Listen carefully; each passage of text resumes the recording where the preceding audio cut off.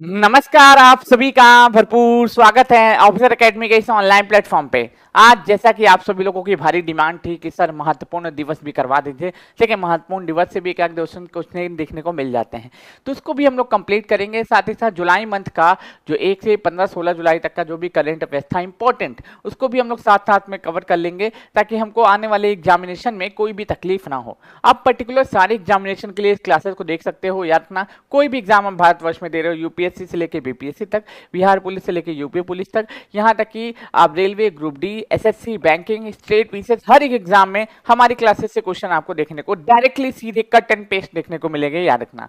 ठीक, तो चलिए आइए शुभारंभ करते हैं आज के सेशन का। सभी से मेरा आग्रह है कि सभी लोग सेशन को जरूर से ज्वाइन कर लेंगे। ठीक है, सभी लोग सेशन को अवश्य ज्वाइन कर लेंगे। ये पर्टिकुलर मैं बता दूं, आपके आगामी एग्जामिनेशन जो टीचर वाली है उसको ध्यान में नजर रखते हुए, ठीक, हम लोग क्लासेस की शुरुआत करने जा रहे हैं। ठीक, चलो, अभी तक सेशन को ज्वाइन नहीं किया है तो ज्वाइन कर लो। मैं शुरुआत करने जा रहा हूं आज के हमारे पहले क्वेश्चन की, जो कि हमारा विदेश से है, याद रखना, मॉरिशस से है। ठीक, पहली बात याद रखना, विदेश मंत्री देखिए विदेश मंत्री एस जयशंकर देखिए अभी 2 दिवसीय यात्रा पर कहाँ गए हैं? मॉरिशस गए हैं। पूछा जा सकता है कि जुलाई 2024 में विदेश मंत्री किस देश की आधिकारिक यात्रा पे गए थे? तो किस देश की आधिकारिक यात्रा पे गए हैं? तो मॉरिशस की आधिकारिक यात्रा पे गए हैं, याद रखिएगा, 2 दिवसीय। ठीक है, और मॉरिशस की अगर कैपिटल की बात करूं, जब मैं बात करता हूं, याद रखिएगा मॉरिशस के बारे में, मॉरिशस याद रखिएगा, जब भी हम लोग किसके बारे में बातचीत करते हैं? मॉरिशस के बारे में बातचीत करते हैं, याद रखना, मॉरिशस।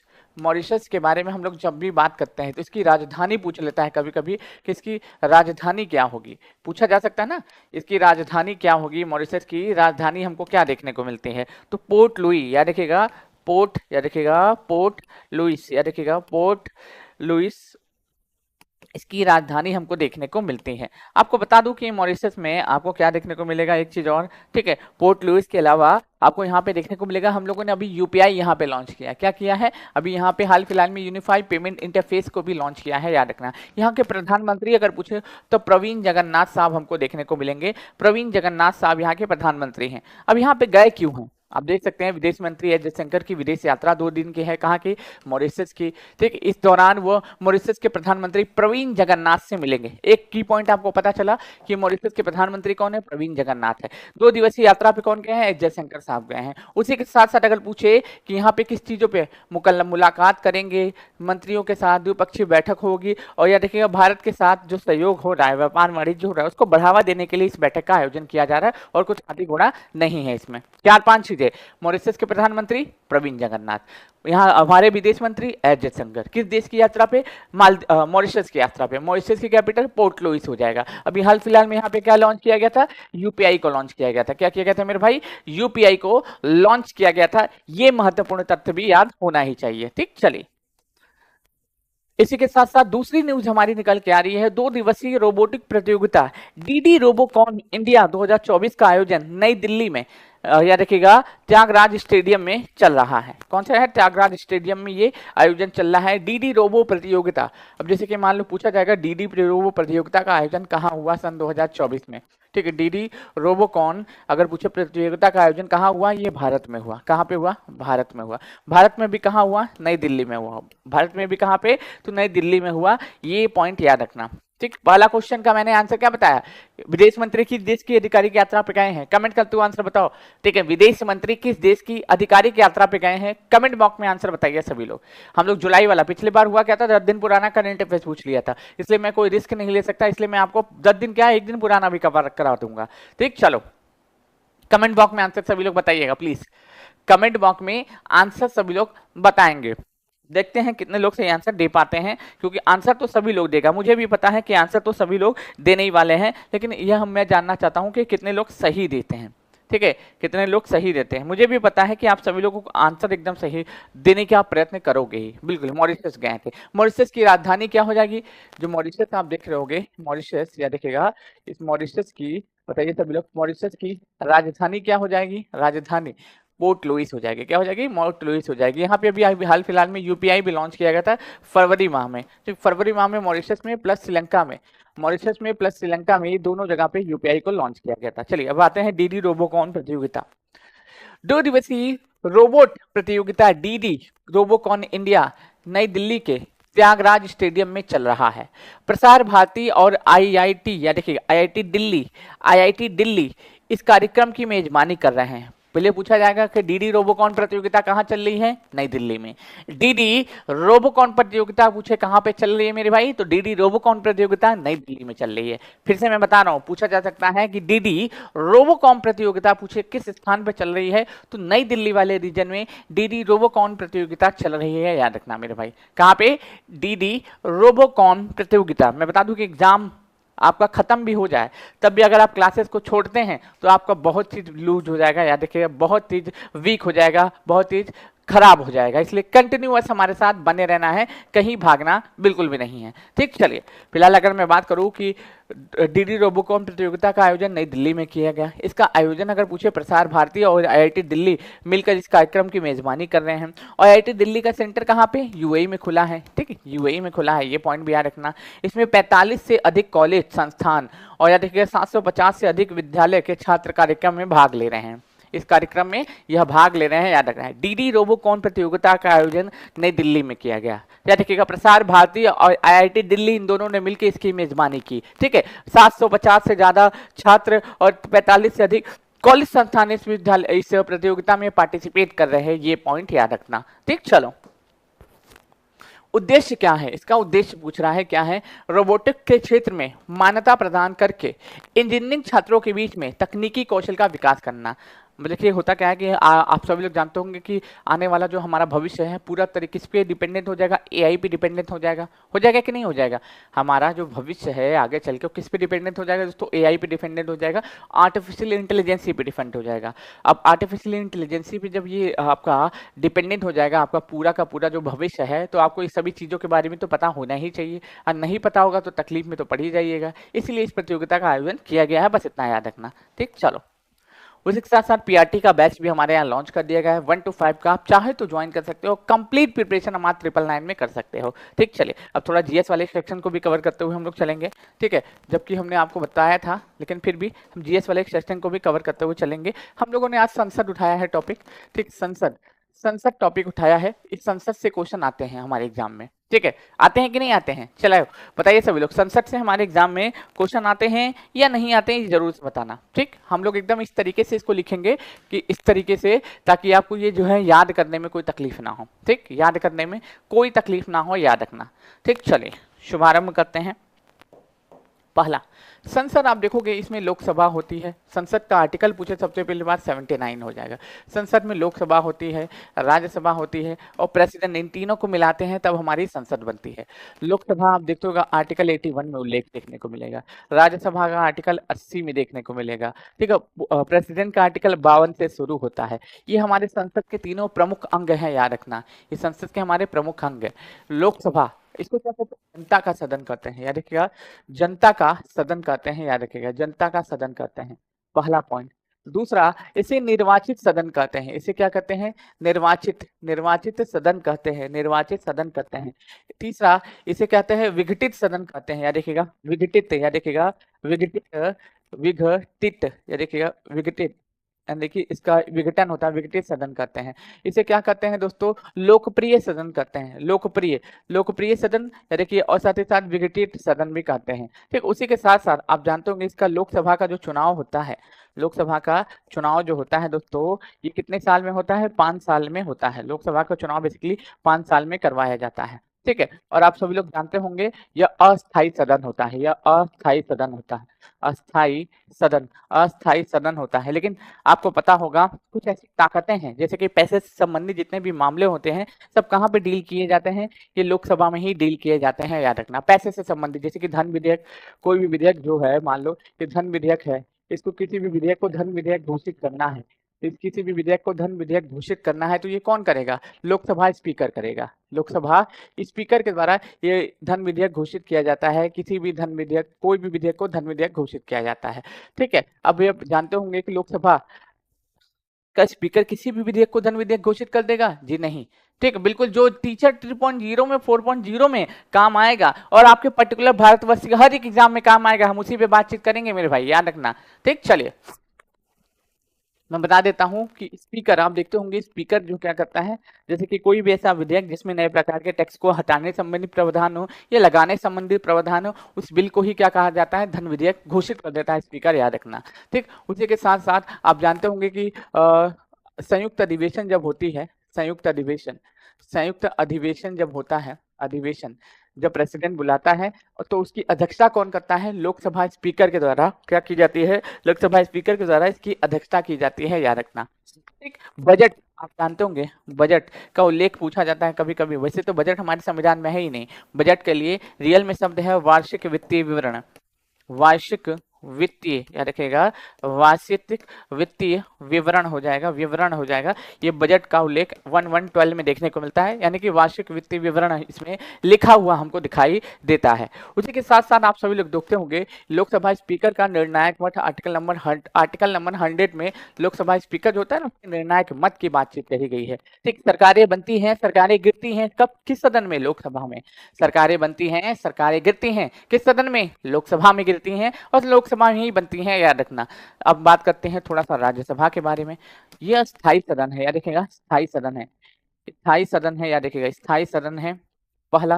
दूसरा उच्च सदन है, याद रखिएगा, उच्च सदन है, याद रखिएगा, उच्च सदन है, उच्च सदन है, याद रखिएगा सभी लोग। ये क्या है दोस्तों, ये आप जानते होंगे निम्न सदन है, याद रखिएगा, यह निम्न सदन है। पूछा जाता है कभी कभी कि उच्च सदन कौन है, निम्न सदन कौन है। ठीक, तो याद रखिएगा यह लोकसभा निम्न सदन है, और राज्यसभा क्या है दोस्तों, राज्यसभा स्थायी सदन है, और उच्च सदन के नाम से हम लोग जानते हैं। इसके पास भी कुछ पावर होते हैं, जैसे कि 249 के तहत, याद रखिएगा, केंद्र सूची पर, सॉरी, राज्य सूची पर, राज्य सूची पर या राज्य सूची पर केंद्र द्वारा कानून बनाया जाता है, केंद्र द्वारा क्या बनाया जाता है, कानून बनाया जाता है, याद रखना, इसका उल्लेख इसमें किया गया है। उसी के साथ साथ आप देखोगे कि आपको ये भी पता होना चाहिए कि जैसे कोई भी नई अखिल भारतीय सेवाओं का गठन करना है तो पहला जो वाचन होगा, यानी कि पहला जो बिल होगा, कहाँ पे, इस राज्यसभा में पेश किया जाएगा, याद रखना, कहाँ पे, राज्यसभा में। अखिल भारतीय सेवाएं 3 हैं अभी फिलहाल में, एक है जैसे IFS हो जाएगा, IAS हो जाएगा, IPS हो जाएगा, ठीक है, IPS हो जाएगा। ये क्या हो जाएगा दोस्तों, 3 अखिल भारतीय सेवाओं का उल्लेख हमको यहाँ पे देखने को मिलता है। अब महामहिम की बात करें तो राष्ट्रपति, आपको पता होगा कि राष्ट्रपति के बारे में हम लोग कई मर्तबा चर्चा कर चुके हैं, लेकिन फिर भी मैं बताऊंगा। 52, 53, 54, आपको पता होना चाहिए। 54 के बाद आप सीधा इंपॉर्टेंट वाले पे बातचीत कर लेते हैं। 60, ठीक, 61, 72, ठीक, 72, 111 और 123 इंपॉर्टेंट वाले पे हम लोग चर्चा कर लेते हैं। 52 में आप देखिएगा तो राष्ट्रपति के पद का उल्लेख है, राष्ट्रपति के क्या है दोस्तों, पद का उल्लेख है। 53 में राष्ट्रपति के शक्ति एवं कार्य का उल्लेख है, शक्ति एवं कार्य का उल्लेख है। 54 में आप देखिएगा राष्ट्रपति के निर्वाचन का उल्लेख किया गया है, राष्ट्रपति के निर्वाचन का उल्लेख किया गया है। 7 में राष्ट्रपति के शपथ का उल्लेख किया गया है, ठीक है। और 61 में राष्ट्रपति के ऊपर महाभियोग का उल्लेख किया गया है, महाभियोग का उल्लेख किया गया है। 72 में आप देखेंगे तो राष्ट्रपति का क्षमादान का उल्लेख है, क्षमादान का उल्लेख है। 111 में राष्ट्रपति के वीटो पावर, या देखिएगा, वीटो पावर का उल्लेख है, वीटो पावर का उल्लेख है। और 123 में राष्ट्रपति के अध्यादेश, या देखिएगा, अध्यादेश का उल्लेख किया गया है, याद रखना सभी लोग, ठीक है, अध्यादेश का उल्लेख किया गया है, ये मेरे भाई याद रखना, ठीक है। हर एक पॉइंट पे, डायमेंशन पे देखो, अब हम इसी तरीके की क्लास आपको लाएंगे ताकि आपको ज्यादा से ज्यादा चीज रिवीजन हो जाए और ज्यादा से ज्यादा चीजें आप एग्जाम में याद करके जाओ ताकि आपका नंबर बढ़े, ठीक, ताकि आपका नंबर बढ़े मेरे भाई, याद रखना। पहला राष्ट्रपति का पद 52, 53 में राष्ट्रपति के शक्ति एवं कार्य, 54 में निर्वाचन, 60 में शपथ चीफ जस्टिस ऑफ इंडिया दिलाता है, 61 में महाभियोग, ठीक है, और 72 में राष्ट्रपति का क्षमादान, 111 में राष्ट्रपति का वीटो पावर है, और 123 में राष्ट्रपति का अध्यादेश, इसकी अधिकतम वैल्यू 6 माह 6 सप्ताह होती है, याद रखना, ठीक। चलिए आगे बढ़ते हैं अगली न्यूज पे। दक्षिण कोरिया के बुसान में आज से, यानी कि कल से था, ठीक है, अंतरिक्ष अनुसंधान के बारे में वैश्विक सम्मेलन शुरू हो गया है, ठीक, याद रखिएगा।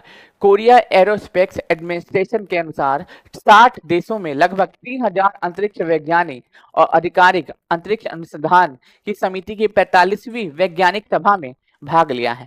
दक्षिण कोरिया के पहली दिवसीय वैश्विक सम्मेलन की मेजबानी कर रहा है, पहली बार है कि दक्षिण कोरिया इसकी मेजबानी कर रहा है, इसलिए भी हमारे लिए महत्वपूर्ण हो जाता है, इसलिए भी क्या होता है मेरे लिए, ये महत्वपूर्ण हो जाता है मेरे भाई, याद रख लेना सारे लोग, ठीक। चलिए आगे बढ़ते हैं।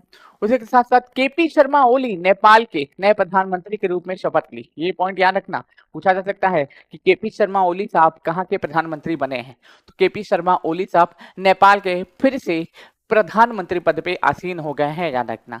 तो कहाँ पे? केपी शर्मा ओली साहब नेपाल के फिर से प्रधानमंत्री पद पे आसीन हो चुके हैं, ये बिंदु आप याद रख लेना, ठीक है। 21 मंत्रियों को भी शपथ दिलाई गई है और राष्ट्रपति रामचंद्र पडोल ने पद और गोपनीयता की शपथ दिलाई। राष्ट्रपति भी पता चल गया और प्रधानमंत्री भी पता चल गया, याद रखना, ठीक। चलिए आगे बढ़ते हैं, आगे बढ़ा जाए ना, ठीक है। देखो इस क्लासेस को अगर जो छोड़ेगा उसका ही नुकसान है, मेरा कोई नुकसान नहीं होने वाला है, याद रखना। इसमें नुकसान केवल और केवल आपका होगा, मैं पहले ही बता देता हूं, याद रखना, क्योंकि स्पेशल क्लासेस आपके लिए ही ला रहा हूं मैं, याद रखिएगा। अर्जेंटीना में आज सुबह कोलंबिया में 1-0 से हराकर लगातार दूसरी बार कोपा इंडिया अमेरिका चैंपियनशिप, देखिए Copa America championship, Copa America championship मिया जीती है। मियामी के हार्ड और स्टेडियम में लॉटेरे मार्टिनेज के अतिरिक्त दूसरे हाफ में, बेसिकली बस इतना याद रखना, जीता किसने दोस्तों? अर्जेंटीना ने। अर्जेंटीना ने याद रखिए आज सुबह कोलंबिया को 1-0 से हराकर दूसरी बार, याद रखिएगा, दूसरी बार लगातार दूसरी बार कोपा अमेरिका चैंपियनशिप को जीत लिया है। बस इतना इंपॉर्टेंट है, इससे ज्यादा इसमें मत पढ़ना, ठीक। चलो आगे बढ़ते हैं। लिथुआनिया के राष्ट्रपति, या देखिएगा पूछा जा सकता है कि कौन बने हैं, पूछा जा सकता ना कि लिथुआनिया के राष्ट्रपति कौन बने हैं, तो लिथुआनिया के राष्ट्रपति गितनास नसौदा कल दूसरी कार्यकाल के लिए शपथ ग्रहण किए हैं। तो लिथुआनिया के राष्ट्रपति जो हैं दोस्तों, लुसवा नसौदा ने दूसरे कार्यकाल के लिए शपथ ग्रहण की है। संसद सोमास में एक औपचारिक कार्यक्रम में श्री नसौदा ने राष्ट्रपति की शपथ दिलाई, या देखिए श्री नसौदा ने राष्ट्रपति की पद की शपथ ली है, याद रखिएगा। लिथुआनिया के राष्ट्रपति अगर पूछे गीतानस, या देखिएगा नसौदा, ठीक। चलिए नेक्स्ट आगे बढ़ते हैं। उसी के साथ साथ आपको पता ही होगा कि भारतीय पूर्व पूर्व इंडियन जो है बल्लेबाज गौतम गंभीर को इंडियन क्रिकेट टीम का मेल क्रिकेट टीम का कोच अपॉइंट किया गया है। क्या बनाया गया है? कोच अपॉइंट किया गया है। ये रहे गौतम गंभीर, हमेशा गंभीर ही रखते हैं, इनका चेहरा भी आप देख लीजिए तो हमेशा जो है ना एकदम गंभीर मुद्रा में ही दिखाई देते हैं, ठीक है। इनका चेहरा भी आप दिखेगा तो क्या हो जाएंगे दोस्तों, एकदम गंभीर मुद्रा में ही दिखाई देते हैं। हमको नहीं लगता है कभी भी हंसते हुए जल्दी दिखाई देंगे आपको, ठीक। चलिए अब ये किसका स्थान लेने वाले हैं? तो राहुल द्रविड़ का स्थान लेने वाले हैं, याद रखिएगा। किसका? ये जो राहुल द्रविड़ हैं उन्हीं का स्थान लेने वाले हैं, ये याद रख लेना मेरे भाई, ठीक। चलो आगे बढ़ते हैं, नेक्स्ट क्वेश्चन पे मूव करते हैं हम सभी लोग। उसी के साथ साथ अभी आप जानते होंगे, आपको पता होगा विमिल्डन ओपन 2024, ठीक है, विनर्स की लिस्ट है। विमिल्डन ओपन समाप्त हो चुका है।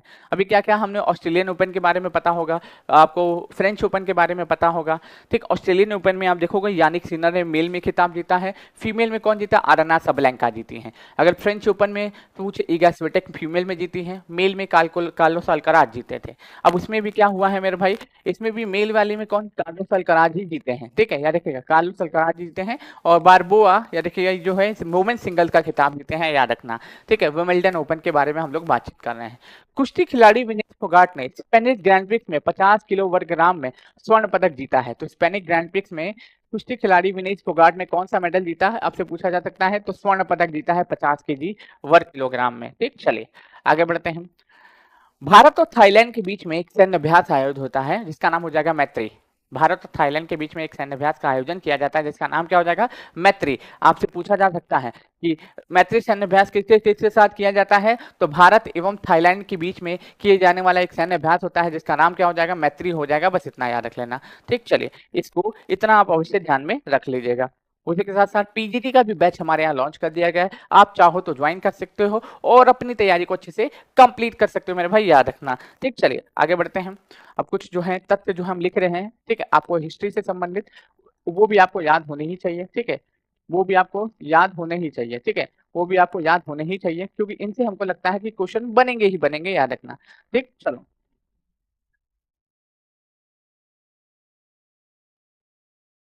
और आप सभी लोग जब एग्जाम में जाइएगा, ठीक है, हमारी अगर थोड़ी सी भी हेल्प हो आपके लिए तो मेरे लिए बहुत ही ज्यादा खुशनसीबी की बात होगी कि मैं कुछ ही हेल्प आपकी कर पाया आपके नंबर को बढ़वाने में, ठीक है, नंबर को बढ़ाने में, याद रखना सभी लोग, नंबर को बढ़ाने में कुछ हेल्प कर पाया, मुझे काफी ज्यादा खुशी होगी इस बात की कि मैं आपका 1-2 नंबर भी प्लस करवा पाया, ठीक है, 1-2 नंबर भी क्या करवा पाया दोस्तों? प्लस करवा पाया। इसकी हमें सबसे ज्यादा खुशी होगी, याद रखिएगा, अगर मेरी इस क्लासेस से आपको कुछ भी क्वेश्चन देखने को मिल जाए तब, ठीक है, मिल जाए तब, अन्यथा तो कोई बात ही नहीं है, ठीक, अन्यथा तो हवाबाजी तो सब करते ही हैं, आप देखते ही होंगे, ठीक।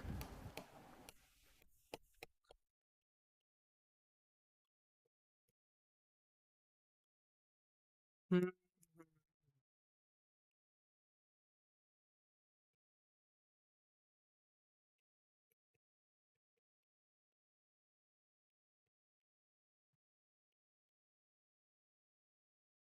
स्वदेशी आंदोलन, स्वदेशी आंदोलन। ठीक, अब चलिए कमेंट बॉक्स में सभी के आंसर पिन करिए कि इस समय होता क्या है। ठीक, पहले तो मैं बात करता हूँ, एक एक करके क्विक रिवीजन करेंगे, बहुत ज्यादा टाइम हम लोग खेलने वाले नहीं है ये सब चीज पे। ठीक, चलिए उसके बाद हमको करेंट बहुत सारा चीज इसमें रिवाइज करवाना है।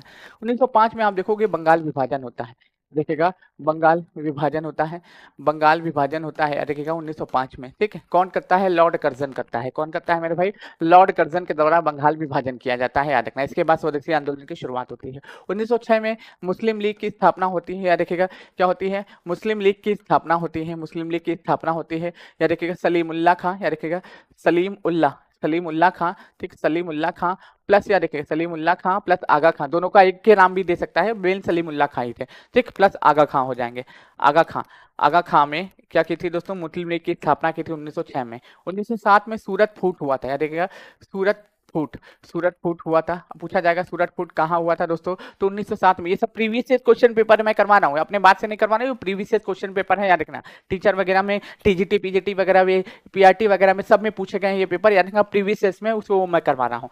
ठीक है, इसकी अध्यक्षता का सूरत में अधिवेशन हुआ था, अध्यक्षता कौन किया था? रास बिहारी घोष किए थे, रास बिहारी, रास बिहारी घोष के द्वारा, याद रखिए घोष के द्वारा इसकी अध्यक्षता की गई थी 1907 में। ठीक है, 1907 दो बार हो गया है, कोई बात नहीं। ठीक है, 1907 दो बार हो गया, 1909 कर लेते हैं।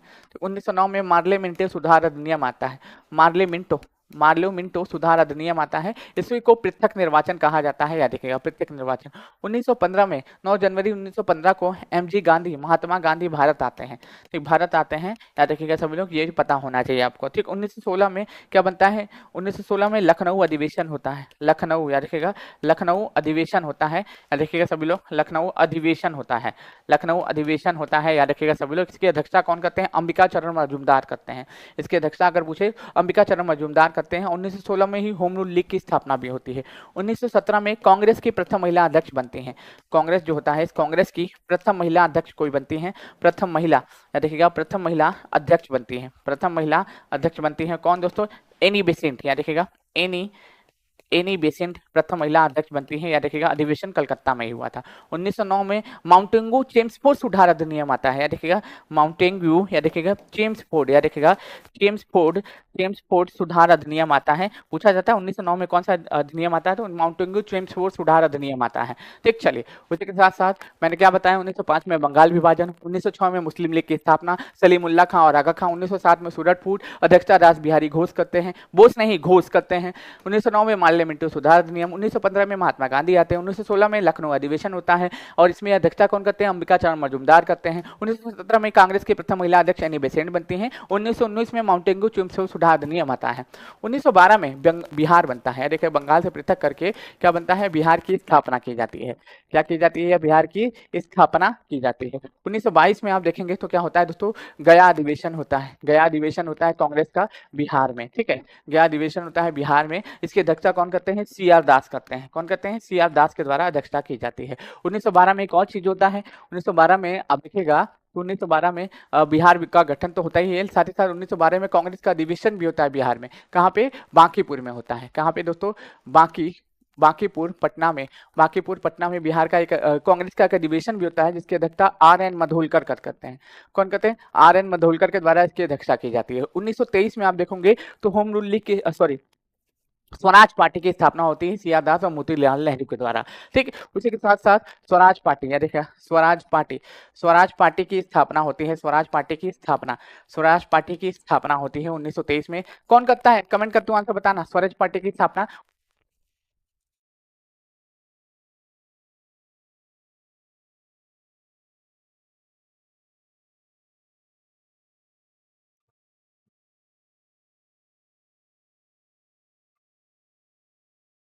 क्या की जाती है? अधिवेशन की स्वराज पार्टी की स्थापना की जाती है। 1924 में महात्मा गांधी, एमजी जो गांधी रहते हैं, महात्मा गांधी बेलगांव, या देखिए कांग्रेस के एकमात्र अधिवेशन, या देखिएगा बेलगांव अधिवेशन की अध्यक्षता करते हैं। 1925 में कानपुर, या देखिएगा कानपुर, या देखिएगा 1925 में कानपुर जो अधिवेशन होता है, देखिएगा उसकी अध्यक्षता पहली भारतीय महिला अध्यक्ष बनती हैं दोस्तों, पहली भारतीय महिला अध्यक्ष बनती हैं कांग्रेस की, जिनका नाम रहता है सरोजनी नायडू, सरोजनी नायडू, या देखिए सरोजनी नायडू, ये प्रथम भारतीय महिला अध्यक्ष बनती है। प्रथम महिला अध्यक्ष पूछो तो एनी बेसेंट 1917 हो जाएगा, लेकिन प्रथम भारतीय महिला अध्यक्ष सरोजनी नायडू 1925 हो जाएगा। 1757 में प्लासी का युद्ध होता है। प्लासी का युद्ध होता है। प्लासी का क्या होता है दोस्तों? युद्ध होता है। उसी के बाद देखिएगा 1764 में बक्सर का युद्ध होता है। बक्सर का युद्ध होता है और स्वदेशी आंदोलन बंगाल विभाजन के बाद जस्ट शुरू हो जाता है। ठीक, चलिए आगे बढ़ते हैं अगले क्वेश्चन पे। ठीक, चलो आगे बढ़ते हैं।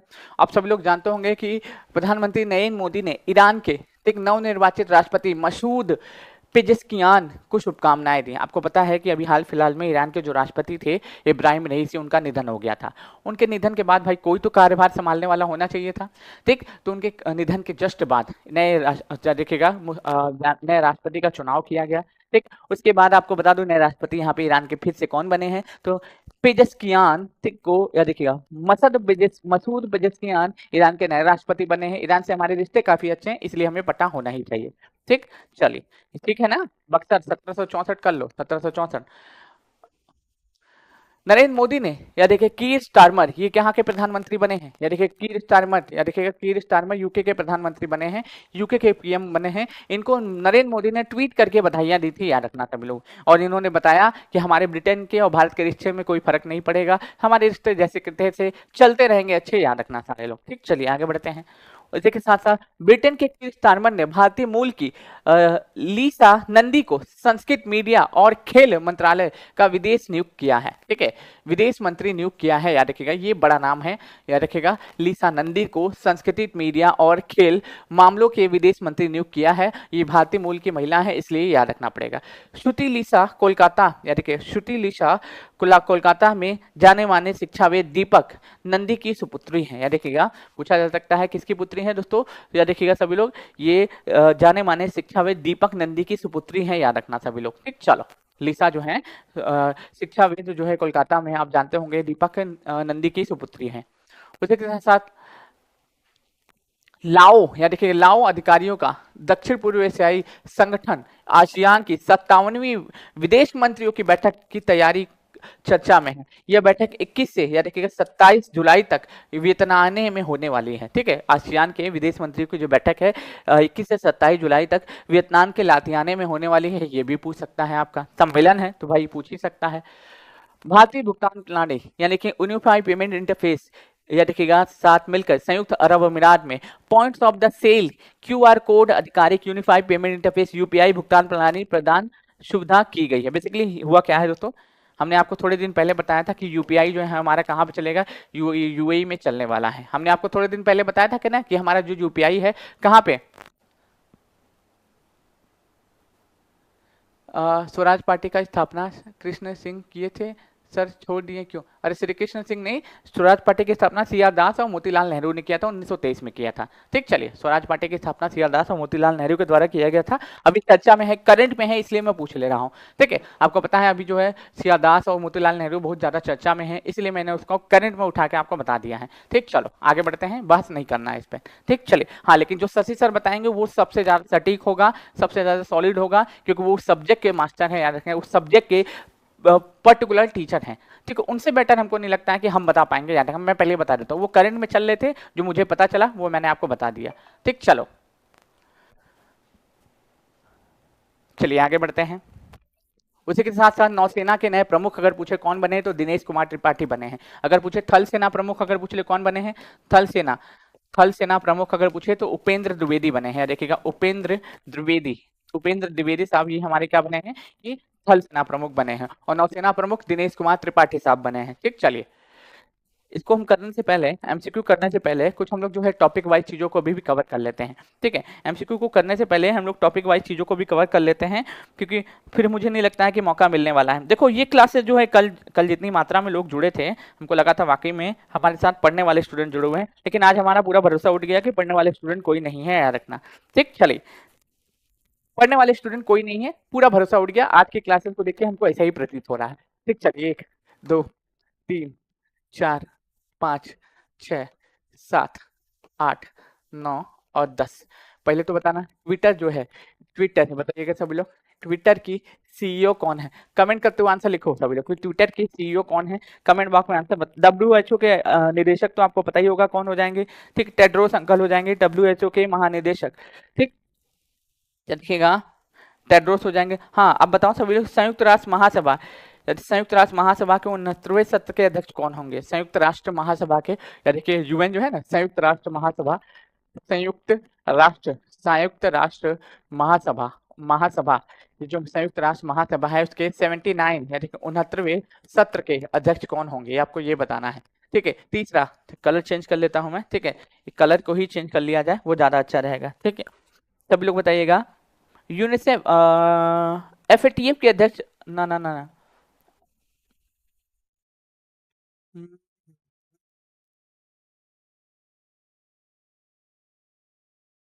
बिम्स्टेक के अध्यक्ष बनने वाले पहले भारतीय, या फिर पूछ सकता है बिम्स्टेक के अध्यक्ष कौन बने हैं, या तो पूछ सकता है दोस्तों बिम्स्टेक, देखिएगा बिम्स्टेक, बिम्स्टेक जो है इस बिम्स्टेक के अध्यक्ष कौन बने हैं, ठीक है। एकदम छठे हुए क्वेश्चन में करवा रहा हूँ, एकदम छठे हुए क्वेश्चन में आपको करवा रहा हूँ, ताकि चीजें आपको याद रहें, याद रखिएगा सभी लोग, ठीक है, ताकि चीजें आपको लंबे समय तक याद रहें, याद रखिएगा सभी लोग।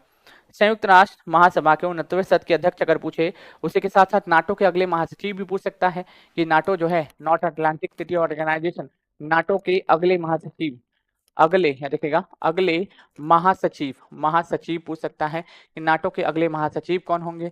पहले तो हम लोग ट्विटर से शुरू करते हैं, ठीक है, ट्विटर से साथ साथ में पढ़ते हुए चलेंगे, ठीक है, ताकि चीजें हमको याद हो जाए। ट्विटर के सीईओ लिंडा यारा कीनो हो जाएंगे, कौन हो जाएंगी? लिंडा यारा कीनो, लिंडा यारा कीनो हो जाएंगे। संयुक्त राष्ट्र महासभा के 69वें सत्र के अध्यक्ष अगर पूछे तो याद देखिएगा क्या हो जाएंगे? फिलेमयांग, देखिएगा फिले, या देखिएगा पूछा जा सकता है फिलेमॉन, फिलेमॉन, या देखिएगा फिलेमॉन यांग हो जाएगा, फिलेमॉन यांग हो जाएगा। इन संयुक्त राष्ट्र महासभा के 69वें सत्र के अध्यक्ष होंगे, याद रखना सभी लोग, ठीक, आपको ये याद होना चाहिए। आपको पता होगा कि संयुक्त राष्ट्र महासभा कैमरून के पूर्व प्रधानमंत्री, या देखिए क्या है दोस्तों, ये कैमरून के पूर्व प्रधानमंत्री हैं। पूछा जा सकता है कि फिलेमोन यांग क्या है? ये कैमरून जो है ना, इस कैमरून के पूर्व प्रधानमंत्री हैं, पूर्व पीएम है, पूर्व पीएम है। अगर मैं बता दूं बिम्स्टेक के महासचिव इंद्रमणि पांडे हो जाएंगे, इंद्रमणि पांडे हो जाएंगे। नाटो के महासचिव नीदरलैंड के पूर्व प्रधानमंत्री, सॉरी नीदरलैंड के प्रधानमंत्री मार्क रूट, या देखिएगा मार्क रूट, ये क्या बनेंगे दोस्तों? मार्क रूट, ये क्या बनेंगे दोस्तों? हमारे अगले महासचिव बनेंगे नाटो के। ये पॉइंट याद रखना, NATO North Atlantic Treaty Organization. बताइएगा दक्षिण अफ्रीका के दोबारा राष्ट्रपति कौन बने हैं? दक्षिण अफ्रीका के दोबारा राष्ट्रपति कौन बने हैं बताओ? दक्षिण अफ्रीका, दक्षिण अफ्रीका के, अफ्रीका जो है दक्षिण अफ्रीका, बताइए सब लोग कि दक्षिण अफ्रीका के दोबारा राष्ट्रपति कौन बने हैं? सेकेंड इन अ रो, बताओ दोबारा राष्ट्रपति, कमेंट करते हुए आंसर बताइए कि दक्षिण अफ्रीका के दोबारा राष्ट्रपति कौन बने हैं, ठीक है। हमने पढ़ाया है, ऐसा तो है नहीं कि मैंने पढ़ाया नहीं है, सब मैंने ऑलरेडी आपको पढ़ा चुके हैं, याद रखना सब ऑलरेडी मैं आपको पढ़ा चुका हूं, दिमाग में बता चुका हूं, बस आपको इसका आंसर बताना है, ठीक।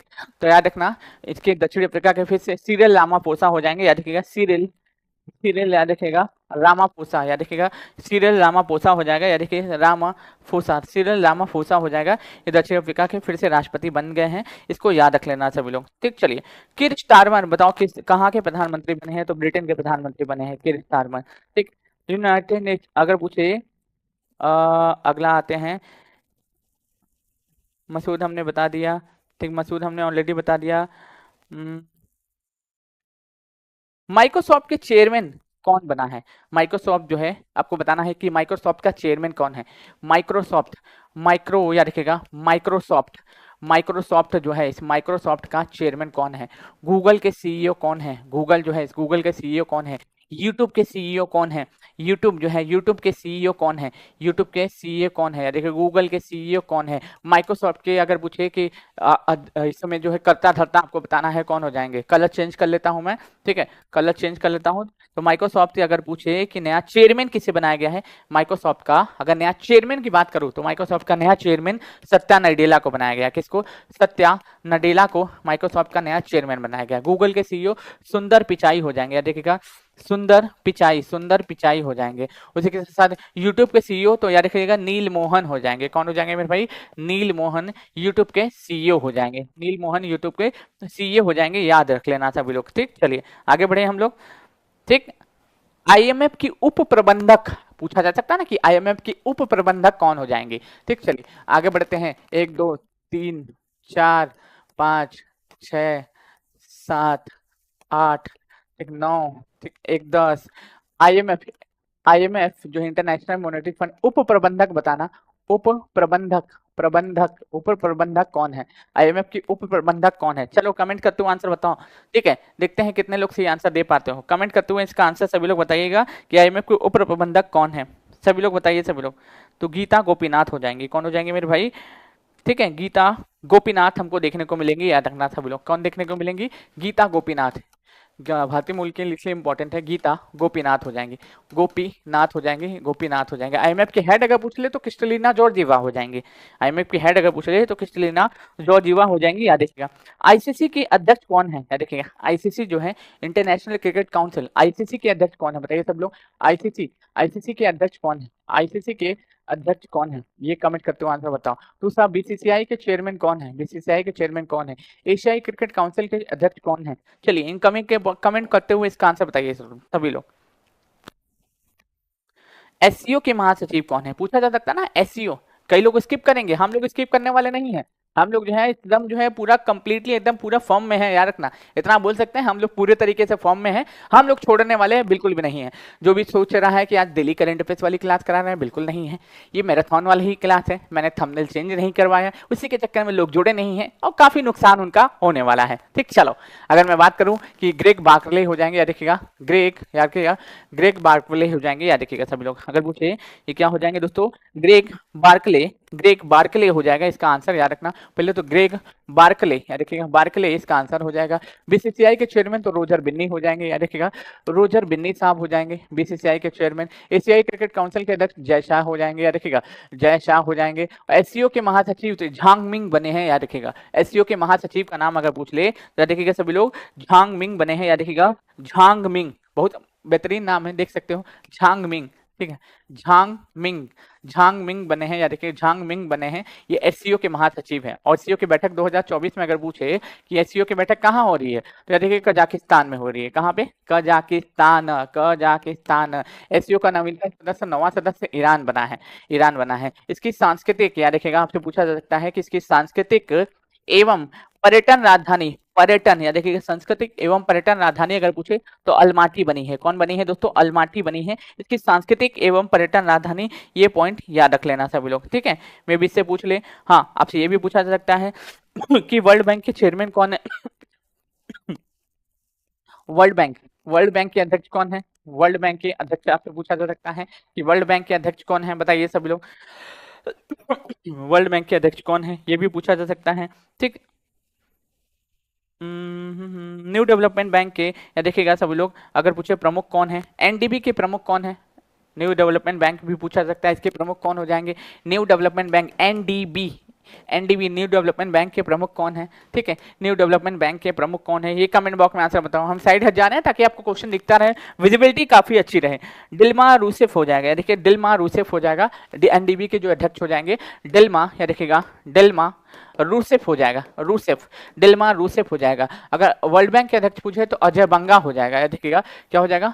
अजय, या देखिएगा अजय बंगा हो जाएगा, अजय बंगा हो जाएगा। उसी के साथ साथ आपसे पूछा जा सकता है, ठीक है, आज हमको लगता है 1.5 घंटा कम पड़ जाएगा, ठीक है, 1.5 घंटा कम पड़ जाएगा। कंटेंट मेरे पास बहुत ज्यादा है, ठीक है, बहुत ज्यादा कंटेंट है, याद रखिएगा सभी लोग, ठीक। चलिए, ओपन एआई का पहला कर्मचारी किसे नियुक्त किया गया? तो प्रज्ञा मिश्रा को। ओपन एआई का पहला कर्मचारी, देखिए ओपन एआई का पहला कर्मचारी तो प्रज्ञा मिश्रा को अपॉइंट किया गया है। देखिएगा प्रज्ञा जो मिश्रा है, प्रज्ञा मिश्रा को ओपन एआई, रखिएगा ओपन एआई का पहला कर्मचारी नियुक्त किया गया है, याद रखना। आप सभी लोग को मैं बता दूं कि कमेंट नहीं ले पा रहा हूं, उसके लिए क्षमा प्रार्थी हूं। और पहले ही बता दूं ये क्लासेस लाइव हैं आपको ये याद होनी चाहिए, 6:10 का टाइमिंग है। टाइमिंग में रोज बोल देता हूं, लेकिन आज भी फिर से बोलना पड़ रहा है क्योंकि मैं आपके कमेंट नहीं ले पा रहा हूं, याद रखना इसी का कारण, ठीक। चलिए आगे बढ़ते हैं, ठीक है, आगे बढ़ते हैं हम लोग।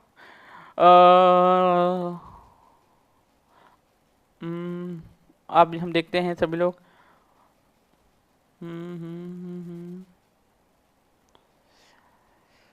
चलिए थोड़ा सा एमसीक्यू भी सॉल्व करते हैं, हमारे वाले भी एमसीक्यू को भी सॉल्व करते हुए चलते हैं हम लोग, ठीक है। हमारे वाले एमसीक्यू को भी हम लोग सॉल्व करते हुए चलते हैं, फिर उसके बाद तो हम तो लिखते रहेंगे ही, हम कहाँ जाने वाले हैं भैया, हम तो लिखेंगे ही, ठीक। चलिए अब सभी लोग इसका आंसर टेस्ट लगाइए, फिर उसके बाद हम लोग दिवस पे भी है, फिर अभी बहुत कुछ है आज के क्लासेस में, बहुत कुछ है मेरे भाई, याद रखना। चलो अगर पूछे 15 जुलाई 2024 को भारत के नए विदेश सचिव के रूप में किसे अपॉइंट किया गया, तो याद देखिएगा विनय मोहन क्वात्रा, याद देखिएगा सॉरी विनय मोहन विक्रम मिस्त्री को, या देखिएगा सभी लोग 15 जुलाई 2024 को भारत का नया विदेश सचिव नियुक्त किया गया, तो इसको विक्रम मिस्त्री को अपॉइंट किया गया है, याद रखना। किसको? विक्रम मिस्त्री को अपॉइंट किया गया है, ये बिंदु याद रखना, ठीक। अगर पूछे कि 15 जुलाई 2024 को नए विदेश सचिव के रूप में किसे अपॉइंट किया गया, तो विक्रम मिस्त्री को अपॉइंट किया गया है, याद रखना। ये नहीं होगा, ये विदेश सचिव पूछ रहा है, या देखिएगा विदेश सचिव पूछ रहा है, विदेश मंत्री नहीं पूछ रहा है, दोनों अलग अलग चीजें होती हैं, ठीक। चलिए आगे बढ़ते हैं।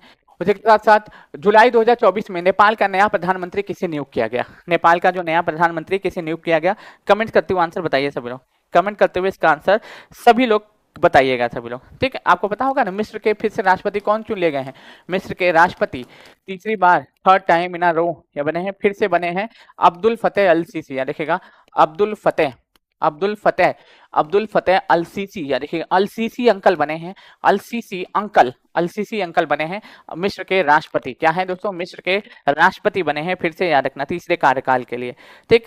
साइमन हैरिस, या देखिएगा सबसे युवा प्रधानमंत्री बने हैं, कहाँ के? तो दोस्तों आयरलैंड के बने हैं। साइमन हैरिस जो आप जानते होंगे, साइमन पूछा जा सकता है कि साइमन जो हैरिस है, साइमन हैरिस या देखिएगा सबसे युवा प्रधानमंत्री हैं, सबसे युवा, या देखिएगा सबसे युवा प्रधानमंत्री हैं। पूछेगा कहाँ के बने हैं, तो आयरलैंड के बने हैं, आयरलैंड, या देखिएगा आयरलैंड के सबसे युवा प्रधानमंत्री बने हैं, ठीक। चलिए उसी के साथ साथ इसका आंसर क्या हो जाएगा दोस्तों, तो केपी शर्मा ओली साहब हो जाएंगे, याद रखना, केपी शर्मा ओली साहब हो जाएंगे।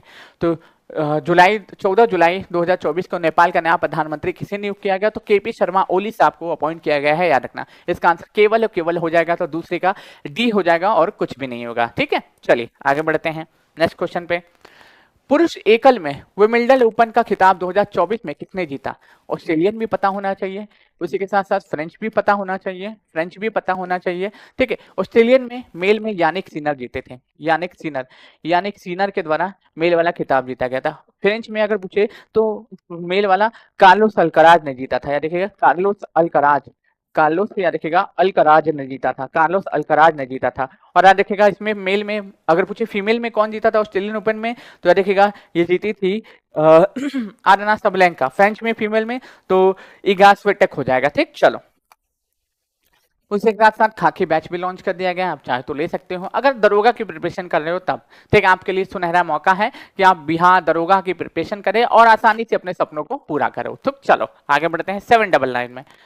महिला T20 एशिया कप 2024 का आयोजन कहाँ किया जा रहा है, ये बताना सभी लोग कि कहाँ पे इसका आयोजन किया जा रहा है। सभी लोग कमेंट बॉक्स में आंसर बताइएगा सभी लोग, ठीक। चलिए रूसी के चुनाव के बाद राष्ट्रपति के रूप में फिर से किसे चुन लिया गया? इनको ही चुन लिया गया। किसको चुना जाएगा, ठीक? वापस से पुतिन बाबा को। डिक शूफ हाल ही में विदेश देखिएगा किस देश में प्रधानमंत्री बने हैं, तो देखिए पूछा जा रहा है कि याद रखिएगा डिक, थोड़ा उस नाम है याद रखना पड़ेगा, लेकिन हाँ डिक शूफ याद रखिएगा पूछ रहा है कहाँ के प्रधानमंत्री बने हैं, तो डिक शूफ किस देश के पीएम बने हैं, तो याद रखिएगा दोस्तों नीदरलैंड के पीएम बने हैं, याद रखिएगा सभी लोग। कहाँ के? नीदरलैंड के पीएम बने हैं। नीदरलैंड के द हेग में आपको इंटरनेशनल कोड भी देखने को मिलता है। फिलहाल इसका आंसर बताइए सभी लोग 4 नंबर क्वेश्चन का, तो याद रखिएगा दाबुला और श्रीलंका हो जाएगा। क्या हो जाएगा मेरे भाई? दाबुला और श्रीलंका हो जाएगा, ठीक। कहाँ है ना ऑप्शन में? हाँ दाबुला और श्रीलंका हो जाएगा, याद रखना सारे लोग, ठीक। चलो आगे बढ़ते हैं। ऑलरेडी यहाँ पे मैंने बता दिया तो कोई मतलब नहीं है कि दाबुला और श्रीलंका में T20 एशिया कप का आयोजन किया जा रहा है, महिला वाला, ठीक है।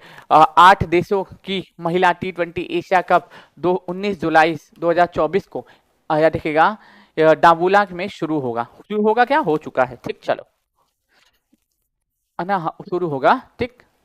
ये शुरू होगा याद रखना 19 जुलाई से। कब से शुरू होगा दोस्तों? 19 जुलाई 2024 को, ठीक है, दाबुला में शुरू होगा। आज कितना जुलाई है? 18 जुलाई है ना 17 जुलाई है। आज कितना जुलाई है देखना पड़ेगा, 17 जुलाई है। कितना है? 17 जुलाई है, याद रखना सभी लोग, ठीक है। अभी शुरू होगा, हुआ नहीं है, ठीक। चलिए आगे बढ़ते हैं। CISF कि या देखिएगा बीएसएफ द्वारा पूर्व अग्निवीरों को के लिए कांस्टेबल में की कितने प्रतिशत नौकरियों में आरक्षित की जाएगी। अगर पूछा जा रहा है कि सीआईएसएफ की बीएसएफ द्वारा पूर्व अग्निवीरों के लिए कांस्टेबल में कितने प्रतिशत नौकरी में आरक्षित की जाएगी, या देखिएगा मतलब आरक्षण दिया जाएगा, कितना परसेंट आरक्षण दिया जाएगा, बस यही पूछ रहा है नौकरी में। ठीक है, पूर्व अग्निवीरों को क्या है दोस्तों, पूर्व अग्निवीरों को। फिलहाल बताना इसका आंसर, क्वेश्चन के हिसाब से आंसर देना कितना परसेंट होने वाला है, कितना दोस्तों, कितना परसेंट होने वाला है। भाई साहब हम दिन भर तो पढ़ाने में ही निकल जाता है, कब सुबह होता है कब शाम होता है मुझे तो पता ही नहीं चलता है। तो रियलिटी में बताऊं, मुझे पता खुद ही नहीं चलता है कि कब सुबह हो रही है और कब शाम हो रही है। बस मैं आपके सामने ही दिन रात देखते होगे, आपके सामने सबसे ज्यादा मैं ही लगा रहता हूँ, याद रखिएगा सारे लोग। ठीक, सबसे ज्यादा मैं ही आपके सामने उपस्थित रहता हूँ, ये बिंदु आप याद रखना। ठीक, चलिए 10%, ना बिल्कुल क्या हो जाएगा, 10% हो जाएगा। ठीक, अब कुछ नाम हम लिखते हैं, अब हम टाइप करके तो लाए नहीं है, हमको क्वेश्चन लिखना ही पड़ेगा। ठीक, चलो हम 1 2 3 4 5 6 7 8, ठीक है, 9 और 10 हमारे 18वीं लोकसभा के, या देखिएगा प्रोटेम स्पीकर कौन बने थे, प्रोटेम स्पीकर 18वीं लोकसभा के प्रोटेम स्पीकर कौन बने थे, पहला आंसर। ठीक है, सभी लोग बताइएगा कि 18वीं लोकसभा के प्रोटेम स्पीकर कौन बने थे। दूसरा आप सभी लोग बताइएगा एनटीए के प्रमुख के रूप में किसे नियुक्त किया गया, या देखिएगा एनटीए के प्रमुख, पूछा जा सकता है कि एनटीए के प्रमुख के रूप में किसे अपॉइंट किया गया था, एनटीए, या देखिएगा एनटीए के प्रमुख के रूप में, प्रमुख या देखिएगा प्रमुख के रूप में किसे अपॉइंट किया गया था, एनटीए के जो प्रमुख थे उनके रूप में किसे अपॉइंट किया गया था। एनटीए का मतलब राष्ट्रीय परीक्षण एजेंसी, राष्ट्रीय परीक्षण एजेंसी। राज्यसभा में सदन का नेता किसे नियुक्त किया गया है, राज्यसभा में सदन का नेता, राज्यसभा जो है इस राज्यसभा में पूछ रहा है सदन का नेता, सदन का नेता, सदन का नेता किसे नियुक्त किया गया है। ठीक, चलिए कलर चेंज कर लेते हैं हम लोग, इसमें विजिबिलिटी नहीं हो पा रही है सही से। ठीक, चलिए उसी के साथ साथ आपको बताना है 18वीं लोकसभा के अध्यक्ष कौन बने हैं। 18वीं लोकसभा, 18th लोकसभा जो है, 18th लोकसभा, 18th लोकसभा, या देखिए 18th लोकसभा के पूछ रहा है अध्यक्ष कौन बने हैं, 18th लोकसभा के अध्यक्ष कौन बने हैं, अध्यक्ष कौन बने हैं। ठीक है, अगले क्वेश्चन पे सभी लोग लिखिएगा इसका आंसर। ठीक है, सभी लोग इसका आंसर लिखेगा। ठीक है, मुझे क्वेश्चन टाइप करके लाना चाहिए था, क्वेश्चन टाइप करने में बहुत ज्यादा लेट हो जाता। लोकसभा में विपक्ष का नेता कौन बना है, लोकसभा में प्रतिपक्ष का नेता किसे चुना गया है, लोकसभा में प्रतिपक्ष का नेता बताइए सभी लोग। 18वीं लोकसभा में, 18वीं लोकसभा में प्रतिपक्ष का नेता, प्रतिपक्ष या देखिएगा नेता, प्रतिपक्ष या देखिएगा प्रतिपक्ष का नेता कौन बना है, प्रतिपक्ष का नेता कौन बना है, नेता। ठीक है, हमारा नेता कैसा हो, ठीक है, आपको तो पता ही होगा कौन सा जैसा हो। भारतीय सेना की पहली महिला हेलीकॉप्टर पायलट, भारतीय नौसेना की पहली महिला पायलट कौन बनी है, भारतीय नौसेना की पहली महिला हेलीकॉप्टर पायलट कौन बनी है, भारतीय नौसेना की, मैं फिर से बोलना, भारतीय नौसेना की, भारतीय नौसेना, नौसेना या देखिए नौसेना की, ठीक है, प्रथम महिला, या देखिए प्रथम महिला, फिर से मैं बोल रहा हूँ, याद रखिएगा इसमें कंफ्यूजन मत हो जाइएगा। भारतीय नौसेना की, भारतीय नौसेना में फिर से बोल रहा हूँ, भारतीय नौसेना की पहली महिला हेलीकॉप्टर पायलट कौन बनी है, हेलीकॉप्टर पायलट पहली महिला, या देखिए प्रथम महिला हेलीकॉप्टर, या देखिएगा पूछा जा सकता है, मैं फिर से बता रहा हूँ हेलीकॉप्टर, या देखिएगा हेलीकॉप्टर, हेलीकॉप्टर, हेलीकॉप्टर पायलट कौन बनी है, पायलट, या देखिएगा पायलट अगर पूछे, पायलट, पायलट, या देखिएगा पायलट कौन बनी है, पायलट कौन बनी है, बताना सभी लोग कमेंट करते हुए। ठीक है, 35वें विदेश सचिव के रूप में किसे नियुक्त किया गया है। ठीक है, हालांकि अब वो चेंज हो चुका है। ठीक है, बताइए सभी लोग, फिलहाल इसका आंसर सभी लोग कमेंट करते हुए बताइएगा सभी लोग। ठीक है, फिलहाल इसका आंसर कमेंट बॉक्स में इसका आंसर सभी का बताइए। ठीक है, और क्या पूछा जा सकता है, जो पॉइंट इंपॉर्टेंट होगा उस पर तो चर्चा की ही जाएगी। ठीक, अगर पूछे प्रोटेम स्पीकर कौन बने थे, तो भृतहरि महताब बने थे, याद रखना कौन बने थे, ये भृतहरि, याद रखिएगा भृतहरि, भृतहरि महताब साहब बने थे, महताब साहब बने थे, याद रखना सभी लोग। एनटीए अगर पूछे, एनटीए या देखिएगा पूछा जा रहा है कि एनटीए के प्रमुख कौन बने थे, यानी कि राष्ट्रीय परीक्षण एजेंसी, तो प्रदीप सिंह खरोला बने थे, याद रखिएगा प्रदीप सिंह, या देखिएगा प्रदीप सिंह, प्रदीप सिंह खरोला बने थे, खरोला, खरोला बने थे। उसी के साथ साथ अगर पूछे राज्यसभा में सदन का नेता, तो याद देखिए जयप्रकाश नड्डा हो जाए, यानी कि जेपी नड्डा शॉर्ट फॉर्म बोले, जगत प्रसाद नड्डा, जगत प्रसाद प्रसाद नड्डा, याद रखिएगा जगत प्रसाद नड्डा बने हैं, याद रखिएगा सभी लोग। 18वीं लोकसभा का अध्यक्ष तो ओम बिरला को चुना गया है, ओम बिरला को चुना गया है, याद रखना सभी लोग। तो लोकसभा में 18वीं लोकसभा में नेता प्रतिपक्ष अगर पूछे कौन बना है तो राहुल गांधी बने हैं। देखिए कौन बने हैं दोस्तों, राहुल गांधी बने हैं। उसी के साथ साथ अगर पूछे भारतीय नौसेना की प्रथम महिला हेलीकॉप्टर पायलट कौन बनी है तो याद रखिएगा इनका नाम अगर पूछे तो इनका नाम हो जाएगा आपका अनामिका राजीव, याद रखिएगा अनामिका अनामिका अनामिका राजीव, इनका नाम हो जाएगा अनामिका राजीव, इनका नाम हो जाएगा, ठीक है, अनामिका राजीव इनका नाम हो जाएगा, ये पॉइंट याद रख लीजिएगा। फिक्की संगठन की अगर महिला अध्यक्ष कौन बनी है तो हाल ही में फिक्की महिला संगठन की अध्यक्ष अगर पूछे तो जयश्री दास वर्मा बनी है, याद रखिए जयश्री दास वर्मा बनी है। अगले क्वेश्चन पे आते हैं कि ऑस्ट्रेलिया के चांसलर कौन है जिन्होंने 10 जुलाई 2024 को वीना के प्रधानमंत्री, या देखें सॉरी वीना में प्रधानमंत्री नरेंद्र मोदी के साथ चर्चा की, बताइए सब लोग, ये पूछा जा सकता है। देख रहे हो पूरा का पूरा न्यूज हम जुलाई को भी कवर कर रहे हैं। अब ये तो बोल ही नहीं सकते हो कि सर जुलाई आपने कवर नहीं करवाए, जुलाई भी कवर करवा रहा हूँ, जुलाई भी आपके सामने देख रहे हो कवर मैं करवा रहा हूँ, तो बिल्कुल मत बोलना कि जुलाई सर आपने कवर नहीं कराया, ठीक। चलो तो ऑस्ट्रेलिया के एक सेकेंड, ऑस्ट्रिया के चांसलर कौन है जिन्होंने 10 जुलाई 2024 को वीना में प्रधानमंत्री नरेंद्र मोदी के साथ चर्चा की, तो 6 नंबर क्वेश्चन का आंसर, एक सांस ले लेने दो, थोड़ा लगातार बोले जा रहा काले नैमहर हो जाएगा, याद रखें इनका आंसर, रिलैक्स रिलैक्स।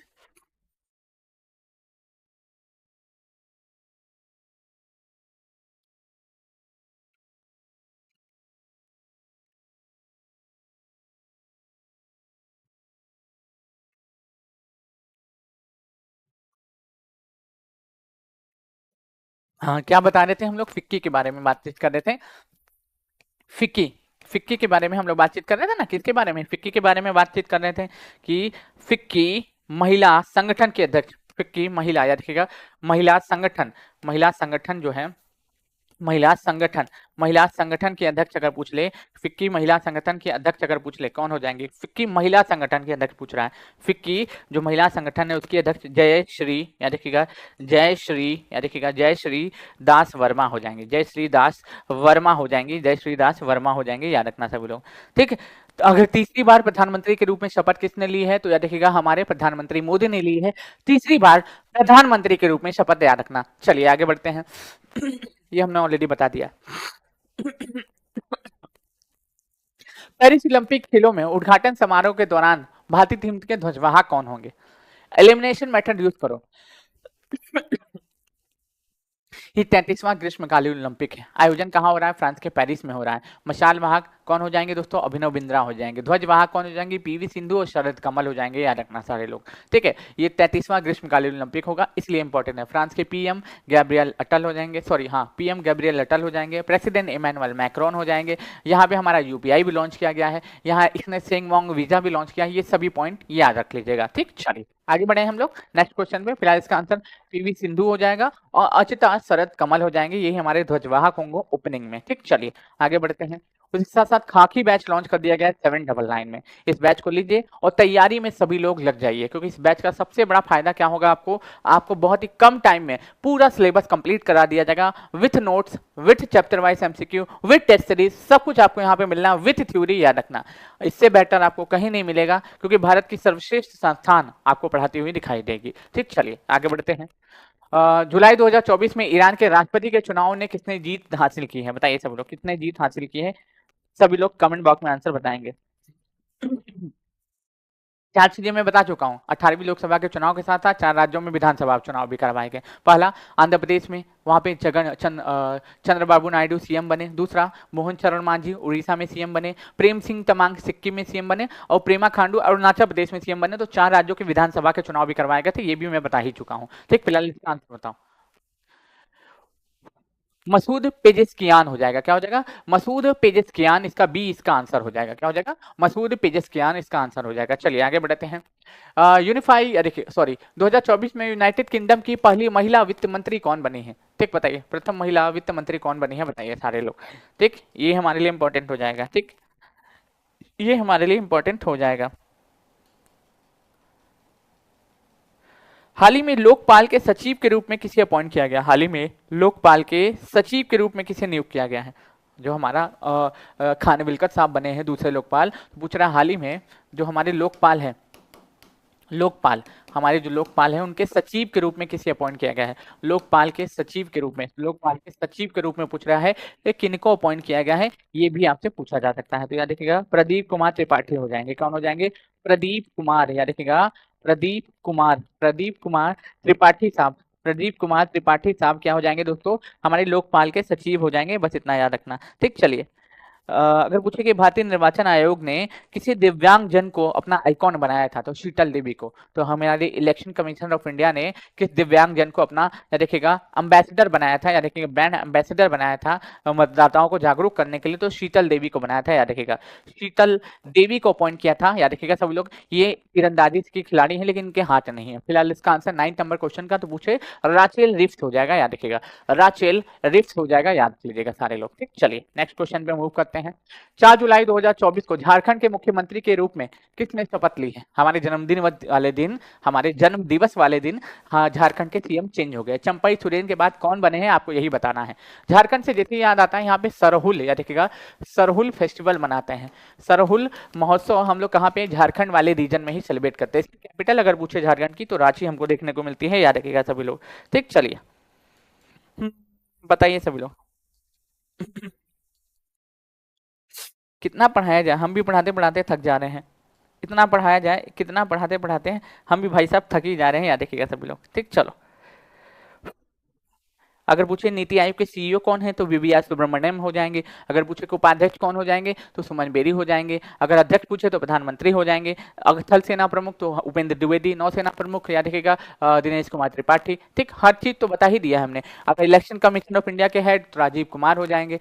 अगर अन्य चुनाव आयुक्त अगर पूछे तो ज्ञानेश कुमार और सुखबीर सिंह संधू हो जाएंगे। फिलहाल इसका आंसर हेमंत सोरेन हो जाएगा। इसका आंसर क्या हो जाएगा? 10 नंबर का हेमंत सोरेन हो जाएगा। ठीक, चलिए आगे बढ़ते हैं। 4 जुलाई को संसदीय चुनाव के बाद ब्रिटेन का अगला प्रधानमंत्री किसे नियुक्त किया गया? 4 जुलाई की ही बात है, बताइए सभी लोग किसे नियुक्त किया गया? अगर पूछे केंद्रीय सतर्कता आयुक्त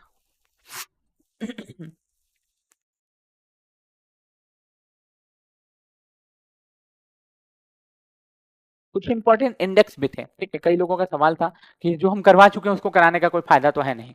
ठीक, फिलहाल जो करवा चुके हैं उसको कराने का कोई फायदा है नहीं। ठीक, जो नहीं कराए हैं उसको कराने पे फायदा है। ठीक, जो करवा चुके हैं उसको कराने का मुझको नहीं लगता है कोई फायदा है। जो नहीं कराए हैं बस उसी को करवाने की कोशिश करेंगे। हाल ही में कंटेनर फास्फोरम इंडेक्स किसने जारी किया था और वर्ल्ड बैंक में जारी किया था, याद रखना सभी लोग। हाल ही में कोशिश करते हैं कि वैसे जितना मैंने करा दिया उतना तो काफ़ी है मेरे हिसाब से। ठीक है, जितना मैंने करा दिया उतना तो काफ़ी है आप सभी लोगों के लिए, लेकिन बाकी आप जो समझना चाहें।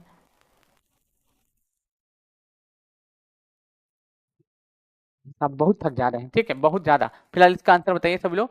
किर स्टारमर हो जाएंगे, किर स्टारमर हो जाएंगे। ठीक, चलिए आगे बढ़ते हैं, आगे बता देंगे। ठीक है, 799 में बिहार दरोगा का खाकी बैच लॉन्च कर दिया गया। आप चाहे तो ज्वाइन कर सकते हो और दरोगा की कंप्लीट प्रिपरेशन आप 799 में कर सकते हो। 15 टेस्ट सीरीज में लास्ट में आपको उपलब्ध करवाया जाएगा। चलिए आगे बढ़ते हैं। उसी के साथ साथ भारत और मंगोलिया के बीच में संयुक्त सैन्य अभ्यास का नाम क्या है, जिसका 16वां संस्करण जुलाई 2024 में आयोजित किया गया था? या देखिए इसका नाम नोमैडिक एलिफेंट हो जाएगा। भारत और मंगोलिया के बीच में किए जाने वाला सैन्य अभ्यास है ये। ठीक, चलिए आगे बढ़ते हैं। भारत और मंगोलिया के बीच में किए जाने वाले सैन्य अभ्यास नोमैडिक एलिफेंट है। भारत और मंगोलिया के बीच में सैन्य अभ्यास नोमैडिक एलिफेंट का 16वां संस्करण 3 जुलाई 2024 को उमरोई मेघालय में विदेशी प्रशिक्षण नोड में शुरू हुआ है। बेसिकली उमरोई मेघालय में शुरू हुआ है। ये 3 जुलाई से 16 जुलाई तक चलने वाला है, मतलब खत्म हो चुका है। ठीक, चलिए आगे बढ़ते हैं। 2 जून को नीदरलैंड के प्रधानमंत्री के रूप में किसने शपथ ली? तो याद देखिएगा नीदरलैंड के अगले आप जानते होंगे ना मार्क रूट, वो नीदरलैंड के प्रधानमंत्री पद से इस्तीफा दिए। तो उसके बाद अगर पूछे नीदरलैंड का नया प्रधानमंत्री किसे अपॉइंट किया गया, तो याद देखिएगा डिक सूफ हो जाएंगे। याद देखिएगा डिक सूफ हो जाएंगे, इसलिए चर्चा में है नीदरलैंड, याद रखना। ठीक, चलो आगे बढ़ते हैं। भारत थाईलैंड याद रखिएगा संयुक्त सैन्य अभ्यास मैत्री का 13वां संस्करण आयोजित किया जा रहा है। पूछ रहा है कहाँ पे? ऑलरेडी हमने आपको बताया था कि पोर्ट वाचुराम टांग थाईलैंड में इसका आयोजन किया गया मैत्री सैन्य अभ्यास का, याद रखना। ठीक, चलिए आप थोड़ा सा दिवस पे आते हैं, थोड़ा सा दिवस पे आते हैं। ठीक, थोड़ा सा दिवस पे आते हैं। जो कि आपके लिए इंपॉर्टेंट हो ही जाएगा। ठीक, जो कि आपके लिए इंपॉर्टेंट हो ही जाएगा। याद रखना सभी लोग, कुछ ऐसे दिवस जिनसे क्वेश्चन लगातार हमसे पूछे जाते हैं। ठीक है, कुछ ऐसे दिवस जो हैं, एक बार देख के बताना सभी लोग, विजिबिलिटी क्लियर है नहीं? ठीक है, विजिबिलिटी क्लियर है या नहीं है? एक दिन में खत्म होने वाली चीज तो है नहीं, लेकिन फिर भी कोशिश की जाएगी खत्म की जाए।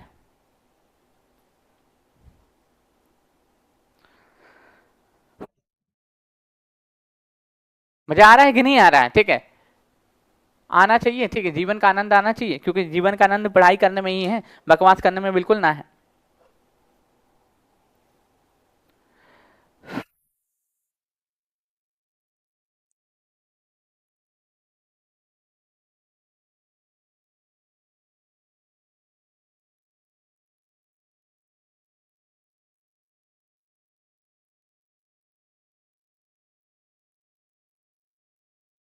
पूछा जा सकता है। पहली बात तो एम एस स्वामीनाथन पुरस्कार किसे दिया गया है, इस बार बता सकता है कोई?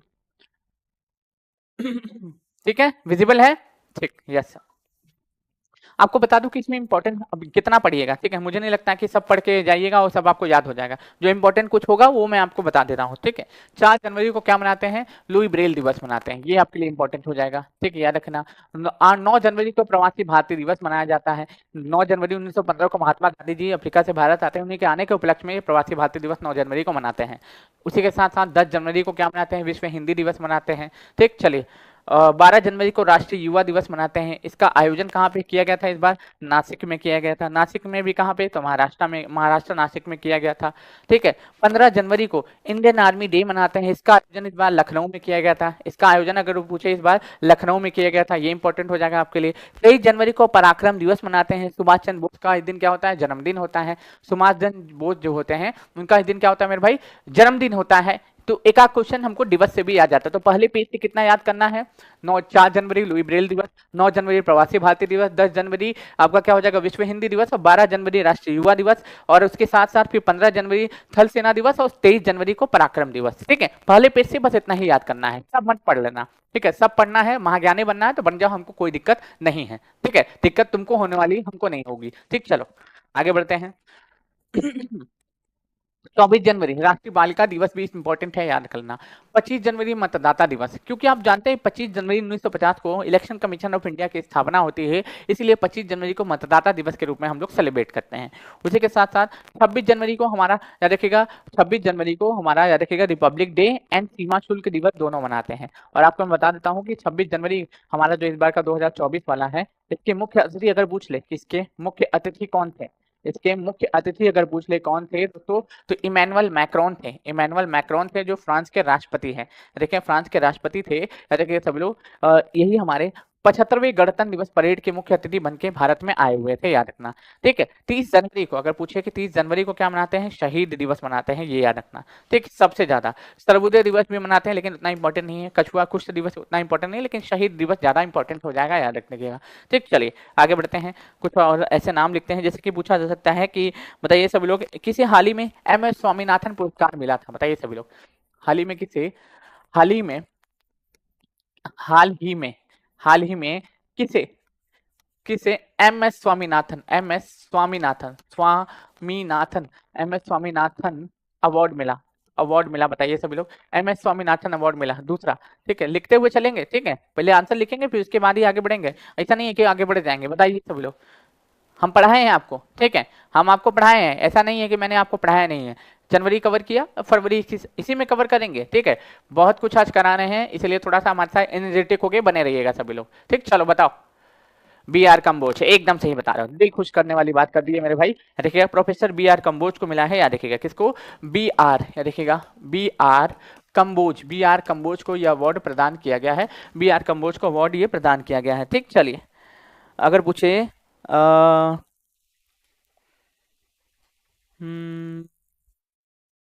हिम तेंदुआ किस देश का राष्ट्रीय प्रतीक बना है? अगला इंपॉर्टेंट हो जाएगा। हिम तेंदुआ, हिम तेंदुआ जो है, हिम तेंदुआ, हिम तेंदुआ किस देश का राष्ट्रीय प्रतीक बना है? किस देश का क्या बना है मेरे भाई? किस देश का, किस देश का क्या बना है? राष्ट्रीय प्रतीक बना है, बताइए सब लोग। राष्ट्रीय प्रतीक, प्रतीक बना है। हिम तेंदुआ किस देश का राष्ट्रीय प्रतीक बना है? ये कमेंट करके आंसर बताना। तो ठीक बताइएगा, तो कि हिम तेंदुआ किस देश का राष्ट्रीय प्रतीक बना है। ठीक है, रिविजन अच्छे से हो रहा है ना? ठीक है, रिवीजन अच्छे से होना चाहिए, ठीक है। तो हिम तेंदुआ किर्गिस्तान, याद रखिए, बिल्कुल सही बता रहा हूँ, किर्गिस्तान याद रखिएगा, देखिए किर्गिस्तान, जो किर्गिस्तान है इसका राष्ट्रीय प्रतीक बना है हिम तेंदुआ, याद रख लेना, किर्गिस्तान का राष्ट्रीय प्रतीक ये बना है, याद रखना। महाराष्ट्र की याद रखिएगा, महाराष्ट्र छोड़ दो, हाँ पूछ सकता है, बेसिकली आपसे पूछा जा सकता है। देखिए हम लोग आगे आते हैं। शेख हसीना को कहाँ का पांचवें कार्यकाल के लिए प्रधानमंत्री नियुक्त किया गया है, बताइए सब लोग। शेख हसीना कहाँ की पांचवी बार प्रधानमंत्री बनी है? तीसरा, शेख हसीना, शेख हसीना, शेख हसीना या देखिएगा पांचवी बार कहाँ की प्रधानमंत्री बनी है, बताइए सब लोग। शेख हसीना कहाँ की पांचवी बार प्रधानमंत्री बनी है, ये हमने आपको पढ़ाया है, तो आप ये तो बोल ही नहीं सकते हो कि नहीं पढ़ाया मैंने, ठीक। 2024 में बताना कि बांग्लादेश की प्रधानमंत्री शेख हसीना, ठीक है। आंसर ही मैंने बता दिया, ठीक है, तो याद रख लीजिएगा, इसका आंसर बांग्लादेश हो जाएगा। क्या हो जाएगा? बांग्लादेश की पांचवें कार्यकाल के लिए प्रधानमंत्री कौन बनी है? तो शेख हसीना जुल्फोवानी बनी है, बस इतना याद रखना सभी लोग, ठीक। चलिए, डब्ल्यूटीओ के उतना इंपॉर्टेंट नहीं है डब्ल्यूटीओ, हाँ।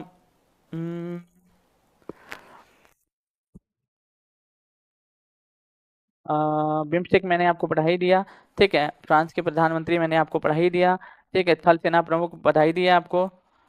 हाँ, 9वां भारत अंतर्राष्ट्रीय विज्ञान महोत्सव 2023, तो ये हरियाणा में हुआ था, उतना इंपॉर्टेंट तो है नहीं, हाँ, लेकिन कुछ और इंपॉर्टेंट चीजें जो हैं उनके ऊपर चर्चा हम लोग कर लेते हैं। जैसे कि आपको बताना कि विंग्स इंडिया की शुरुआत कहाँ हुई थी, विंग्स इंडिया की शुरुआत कहाँ हुई थी। दूसरा आपसे पूछा जा सकता है, बताना सारे लोग, ठीक है, सभी लोग कमेंट करते। एआईसीटी किसे बनाया जाएगा? एआईसीटी, एआईसीटी किसे बनाया जाएगा? विंग्स इंडिया की शुरुआत कहाँ हुई थी? एआईसीटी किसको बनाया जाएगा? कमेंट बॉक्स में इसका आंसर बताइए। अगर मैं बात करूं विंग्स इंडिया की, तो विंग्स इंडिया की शुरुआत हुई थी, आपको पता होगा, हैदराबाद में। कहाँ पे? हैदराबाद में इसकी शुरुआत हुई थी, या देखिएगा हैदराबाद में भी कहाँ, तो बेगमपेट एयरपोर्ट, या देखिएगा बेगमपेट एयरपोर्ट पे, या देखिएगा बेगमपेट एयरपोर्ट पे इसकी शुरुआत हुई थी। एआईसीटी किसको बनाया जाएगा? तो लखनऊ को बनाया जाएगा, याद रखना मेरे भाई, किसको? लखनऊ, याद रखिएगा सभी लोग, लखनऊ जो है, इस लखनऊ को क्या है, एआईसीटी में तब्दील किया जाएगा। अब जैसे कि आपका 2 दिन बाद एग्जाम है, तो नारी शक्ति वंदन अधिनियम से क्वेश्चन आने के चांसेस सबसे ज्यादा हैं, ठीक है। नारी शक्ति वंदन अधिनियम जो है उससे क्वेश्चन आने के चांसेस सबसे ज्यादा हैं, और प्लस संसद से आने के क्वेश्चन ज्यादा हैं, तो दोनों को हम लोग एक साथ कवर कर लेंगे।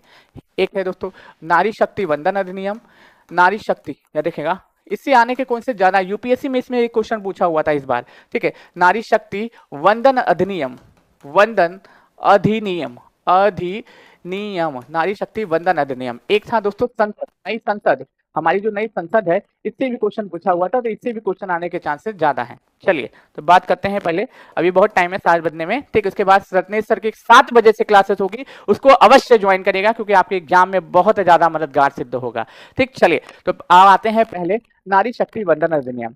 याद रखिएगा 128वें नंबर का ये विधेयक था, याद रखिएगा 128वें नंबर का ये विधेयक था, हमारे संसद के पटल पर किसने पेश किया था आपको? हमारे कानून मंत्री उस समय के थे अर्जुन राम मेघवाल, याद रखिएगा अर्जुन राम मेघवाल उस समय के कानून मंत्री थे, अर्जुन राम मेघवाल उस समय के कानून मंत्री थे, उनके द्वारा ये विधेयक पेश किया गया था। लोकसभा में गया, फिर उसके बाद राज्यसभा में गया, फिर उसके बाद प्रेसिडेंट के पास गया, इन तीनों जगह से सिग्नेचर होने के बाद 106वें नंबर का क्या हो गया? संविधान संशोधन हो गया। 106वें नंबर का क्या हो गया? संविधान संशोधन हो गया, याद रखना। और आपको बता दूं इसमें बातचीत क्या कहेगी कि इसमें लोकसभा में और तथा विधानसभा में 33% जो सीटें होंगी उस पर चुन के कौन आएगा? तो उस पर चुन के केवल और केवल महिला आएंगी, इसी के लिए इस विधेयक को पेश किया गया था। देखिएगा नारी शक्ति वंदन अधिनियम 128वें नंबर का विधेयक था, कानून मंत्री अर्जुन राम मेघवाल उस समय के पेश किए थे, लोकसभा से पास हुआ, राज्यसभा से पास हुआ, प्रेसिडेंट ने सिग्नेचर किया, और 106वें नंबर का संविधान संशोधन हो गया, ठीक। और इसमें 33% सीटें जो है लोकसभा में और विधानसभा में आरक्षित की जाएंगी, जिस पर महिला ही चुन के आएंगी। अगर मैं बात करूं 18वीं लोकसभा की, ठीक, 18वीं लोकसभा की बात करूं, तो 18वीं लोकसभा में ये लागू नहीं होगा, 18वीं लोकसभा से ये लागू नहीं होगा। जब नई परिसीमन आयोग का गठन कर दिया जाएगा, जनगणना के आंकड़े आ जाएंगे, तब इसको लागू किया जाएगा, याद रखिएगा, ठीक। फिलहाल हम लोग बात करते हैं नई संसद। आपको पता है 28 मई 2024 को, ठीक है, सॉरी 28 मई 2023 को पीएम मोदी पीएम मोदी द्वारा हमारी जो नई संसद है, नई संसद का क्या किया गया, उद्घाटन किया गया। क्या किया गया, उद्घाटन किया गया हमारी नई वाली संसद का। ठीक, आपको ये पता होना चाहिए। ठीक, आपको बता देते हैं, और नए संसद का उद्घाटन 28 मई 2023 को प्रधानमंत्री नरेंद्र मोदी के द्वारा किया गया। नई संसद के वास्तुकार आपसे पूछ सकता है कि नई जो संसद है, इस नई संसद के आपसे वास्तुकार पूछ सकता है। क्या पूछ सकता है, पहले तो वास्तुकार, ये टीचर 1.0, टीचर 2.0, टीचर 3.0 में 3 इन अ रो लगातार आया था, याद रखना। ठीक, तो वास्तुकार विमल पटेल हो जाएंगे। कौन हो जाएंगे, विमल पटेल, विमल पटेल हो जाएंगे। ठीक, याद रखिएगा। इसमें लोकसभा में बैठने के लिए सीटें कितनी हैं, राज्यसभा में बैठने के लिए सीटें कितनी हैं, और याद रखिएगा टोटल सीटें कितनी हैं, ये भी पूछा जा सकता है। लोकसभा में बैठने के लिए सीटें 888 हो जाएंगी, राज्यसभा में बैठने के लिए सीटें अगर पूछे तो 384 हो जाएंगे, अगर पूछे कि टोटल सीटें तो 1272 हो जाएंगे। कितनी, 1272 हो जाएंगे, याद रखना। अगर पूछे कि ये बताना कि इसको बनाया किसने है, इसको बनाया किसने है, पूछा जा सकता है ना कि इसको बनाया किसके द्वारा गया है, तो हमारा बनाया गया है टाटा के द्वारा। सेंट्रल विस्टा प्रोजेक्ट के तहत, सेंट्रल विस्टा प्रोजेक्ट, देखिए सेंट्रल विस्टा प्रोजेक्ट के तहत, CWP के तहत इसको टाटा ने बनाया है। ठीक, आपको पता होना चाहिए कि हमारी जो नई संसद है, इसमें लोकसभा स्पीकर के कुर्सी के जस्ट बगल में संघोल स्थापित किया गया है। संघोल, यह देखिएगा, संघोल स्थापित किया गया है, जो चोल राजवंश से संबंधित है, जो चोल राजवंश से संबंधित है। जिस चोल राजवंश का संस्थापक पूछे तो कौन था, विजयालय था। याद रखिएगा, विजयालय, विजयालय, याद रखिएगा, विजयालय इस चोल राजवंश का संस्थापक था। अब इस संघोल आप देखोगे लोकसभा स्पीकर के जस्ट बगल में स्थानांतरित किया गया है, यानी कि रखा गया है। ये सत्ता हस्तांतरण का प्रतीक माना जाता है। देखोगे प्रधानमंत्री मोदी उसको लेके फोटो वगैरह खिंचवा रहे थे। उस संघोल के ऊपर आप देखेंगे नंदी बना हुआ है। ठीक, उस संघोल के ऊपर आपको नंदी देखने को मिलेगा, याद रखना। इसी के साथ साथ 9500 kg, 9500 kg का देखिएगा अशोक चिन्ह भी स्थापित किया गया है। अशोक चिन्ह 9500 kg का क्या किया गया है, अशोक चिन्ह स्थापित किया गया है संसद की छत पे। साथ ही साथ 75 रुपए का सिक्का भी जारी किया गया था। 75 रुपए का जो है सिक्का भी यहाँ पे जारी किया गया था, याद रखना। अब इसमें यह भी पूछा जा सकता है कि कुल लागत कितना लगा था नई संसद को बनाने में, तो नई संसद को बनाने में 971 करोड़, यानी कि 971 करोड़ रुपया लगा था हमारी नई संसद के निर्माण में। ठीक, उसी के साथ साथ आपसे पूछा जाएगा इसमें कालीन कहाँ से लाई गई है। इसमें पूछा जाएगा कि कालीन, अगर पूछ ले कि कालीन कहाँ से लाई गई है, तो वाराणसी से, वाराणसी से प्लस जस्ट उसके बगल में ही देखेंगे भदोही देखने को मिलता है। ठीक है, भदोही से, इन दोनों जगह से यहाँ पे कालीन लाई गई है। उसी के साथ साथ आपसे पूछेगा कि ये बताना कि हमारी जो पुरानी संसद को किस नाम से जाना जाएगा। हमारी जो पुरानी संसद है, पुरानी संसद, पुरानी जो संसद है एडविन लुटियंस के द्वारा जो बनाया गया है, पुरानी संसद जो है, इस पुरानी संसद को संविधान सदन के नाम से जाना जाएगा। जो संविधान सदन है, इस संविधान सदन के नाम से हमारी पुरानी संसद को जाना जाएगा। जो पुरानी संसद आप देख रहे हैं ना, इसको हमारे संविधान सदन के नाम से संबोधित किया जाएगा। ये पॉइंट याद रख लीजिएगा। ठीक, चलिए आगे बढ़ते हैं। जैसे कुछ भारत सरकार के कुछ टारगेट है, जैसे कि 2030 तक का भी भारत सरकार का टारगेट है, 2035 तक का भी टारगेट है, 2035 या देखिएगा 2035 तक का भी भारत का टारगेट है, 2025 तक का भी भारत का टारगेट है, 2047 तक का भी, या देखिए 247 तक का भी भारत का टारगेट है, 270 तक का भारत का टारगेट है। ये कुछ टारगेट हैं जो आपको अचीव करने हैं, भारत सरकार को अचीव करना है, याद रखना। उसी के साथ साथ आपसे ये भी पूछा जा सकता है, अभी चर्चा में सबसे ज्यादा अगर कोई है ना तो ईरानी है। ठीक, ईरान, ईरान के बताइएगा पूर्व राष्ट्रपति, पूर्व राष्ट्रपति, पूर्व राष्ट्रपति कौन थे जिनका निधन हो गया। देखिएगा, जिनका क्या हो गया, निधन हो गया, आपको बताना है। ठीक है, जिनका क्या हो गया, हेलीकॉप्टर दुर्घटना में निधन हो गया, सबसे ज्यादा चर्चा में है, याद रखिएगा। ठीक, चलिए आगे बढ़ते हैं। ठीक, चलो, तो 2030 तक भारत सरकार का टारगेट है अंतरिक्ष को मलबा मुक्त करना, साथ ही साथ मलेरिया को खत्म करना। क्या करना है दोस्तों, जो मलेरिया है, इस मलेरिया को खत्म करने का लक्ष्य रखा गया है भारत सरकार ने 2030 तक। उत्तराखंड PCS का पेपर 2 दिन पहले हुआ है, उसमें डायरेक्ट क्वेश्चन पूछा हुआ था। तो एक सीधा क्वेश्चन यही था कि मलेरिया को खत्म करने का लक्ष्य भारत सरकार का कब तक है, 2030 तक है। WHO, वर्ल्ड हेल्थ ऑर्गेनाइजेशन, इसके अध्यक्ष जो हो जाएंगे, कर्ता धर्ता टेड्रोस अंकल हो जाएंगे, इसका भी लक्ष्य 2030 तक है, याद रखना। ठीक, उसी के साथ साथ विश्व मलेरिया दिवस अगर पूछे कब मनाते हैं, विश्व मलेरिया दिवस अगर पूछ ले कि हम लोग कब मनाते हैं, तो विश्व मलेरिया दिवस हम लोग मनाते हैं 25 अप्रैल को। कब मनाते हैं, 25 अप्रैल को विश्व मलेरिया दिवस के रूप में सेलिब्रेट करते हैं। ये जो प्रोटोजोआ से होने वाली बीमारी है, या देखिएगा प्रोटोजोआ, या देखिएगा ये किससे, प्रोटोजोआ से होने वाली बीमारी है। और आपको बता दूं इसका वाहक यानी कि वेक्टर कौन होता है, मादा एनाफिलीज मच्छर होता है, या देखिएगा मादा एनाफिलीज, या देखिएगा मादा एनाफिलीज जो मच्छर होता है, इसका क्या होता है, वाहक होता है। आपको ये भी पता होना चाहिए कि ये क्या करता है, प्लाज्मोडियम जब ये मच्छर जो है हमारे बॉडी में प्लाज्मोडियम डाल देती है। अब प्लाज्मोडियम बॉडी में डाल देती है तो बच्चे उसमें जन्म लेते हैं, अंडे से बच्चे बाहर निकलते हैं, बॉडी में इधर उधर घूमते हैं तो आपको बुखार आता है, ठीक है, आपको क्या होता है, शरीर में दर्द होता है। ये सब सारी चीजें इसी की वजह से होती हैं। 2035 तक हम अपना खुद का स्पेस स्टेशन बना लेंगे। खुद का क्या बना लेंगे? स्पेस स्टेशन बना लेंगे, खुद का स्पेस स्टेशन बना लेंगे, ऐसा हमारे इसरो ने कहा है, हमारी भारत सरकार ने कहा। इसरो देखिएगा, इसरो प्लस भारत सरकार इन दोनों ने ये हमें सूचना दी है। याद रखिएगा, न्यूज़पेपर के माध्यम से, अभी एक हफ्ते पहले की न्यूज़ है कि बताया इन्होंने कि हम लोग 2035 तक सच में खुद का स्पेस स्टेशन बना लेंगे। इसरो के हेड अगर पूछ ले कौन हो जाएंगे, इसरो के हेड तो एस सोमनाथ हो जाएंगे। एस सोमनाथ साहब इसरो के हेड हो जाएंगे। एस सोमनाथ क्या हो जाएंगे दोस्तों? इसरो के हेड पे हमको दिखाई देंगे, ये पॉइंट याद रख लेना। एस सोमनाथ अगर पूछे कौन हो जाएंगे तो इसरो के हेड हो जाएंगे, ये बिंदु भी याद रख लेना। इसरो की स्थापना की अगर मैं बात करूं तो 1969 में इसकी स्थापना होती है। इसके संस्थापक विक्रम साराभाई होते हैं। अभी इसने कौन कौन सा मिशन लॉन्च किया था? अभी आपको पता होगा, चंद्रयान 3 इसने लॉन्च किया था। चंद्रयान 3 सफल था, ठीक है, चंद्रयान 3 सफल था। आदित्य L1 लॉन्च किया था, आदित्य L1। अभी ये भी क्या था दोस्तों? ये भी सफल रहा। अब क्या है दोस्तों? गगनयान मिशन ये लोग लॉन्च करने वाले हैं। गगनयान मिशन में या देखिएगा, मानव को 4 मानव को भेजा जाएगा, लेकिन मानव से पहले क्या भेजा जाएगा? एक रोबोट भेजा जाएगा, जिस रोबोट को बनाया गया जिसका नाम योमित्रा हो जाएगा। ठीक, चलिए 2025 तक क्या खत्म करना है? भारत से टीबी को खत्म करना है। भारत से टीबी को खत्म करना है, याद रखना। माइक्रोबैक्टीरियम ट्यूबरक्लोसिस नामक जो बैक्टीरिया होता है उससे होने वाली बीमारी है। और विश्व टीबी दिवस अगर पूछ ले कि विश्व टीबी दिवस ये हर साल हम लोग कब मनाते हैं? तो 24 मार्च को ये हर साल हम लोग विश्व टीबी दिवस के रूप में सेलिब्रेट करते हैं। आप सभी लोग जानते होंगे, जब रेस्पिरेटरी सिस्टम पढ़ते होंगे, ये कई बार पूछा जाता है कि ये होता कहाँ है। बेसिकली होता क्या, एक बैक्टीरिया होता है, टीबी से होने वाला जो बीमारी है एक बैक्टीरिया के कारण होता है। ये होता है माइक्रोबैक्टीरियम ट्यूबरक्लोसिस नामक जो बैक्टीरिया होता है उससे होने वाली बीमारी है। एल्वियोली का नाम सुने हो? जैसे कि नासा छिद्र, नासा का part, pharynx, larynx, bronchi, bronchioles, alveoli. ये एल्वियोली का जो स्पाइक होता है ना, इसी एल्वियोली के स्पाइक पे ये बैक्टीरिया बैठ जाता है। ना तो सांस लेने देता है, ना तो सांस छोड़ने दे देता है। मतलब कि ना तो ऑक्सीजन आने देता है, ना तो कार्बन डाइऑक्साइड को जाने देता है, तो हमको ढिकार आता है। ठीक है, ढिकार आता है, सांस लेने में प्रॉब्लम होती है, यही होता है टीबी में। 2047 तक सिकल सेल अनीमिया, याद रखिएगा, सिकल सेल अनीमिया, याद रखिएगा, सिकल सेल, याद रखिएगा, सिकल सेल अनीमिया को करना है, अनीमिया को खत्म करना है, याद रखिएगा।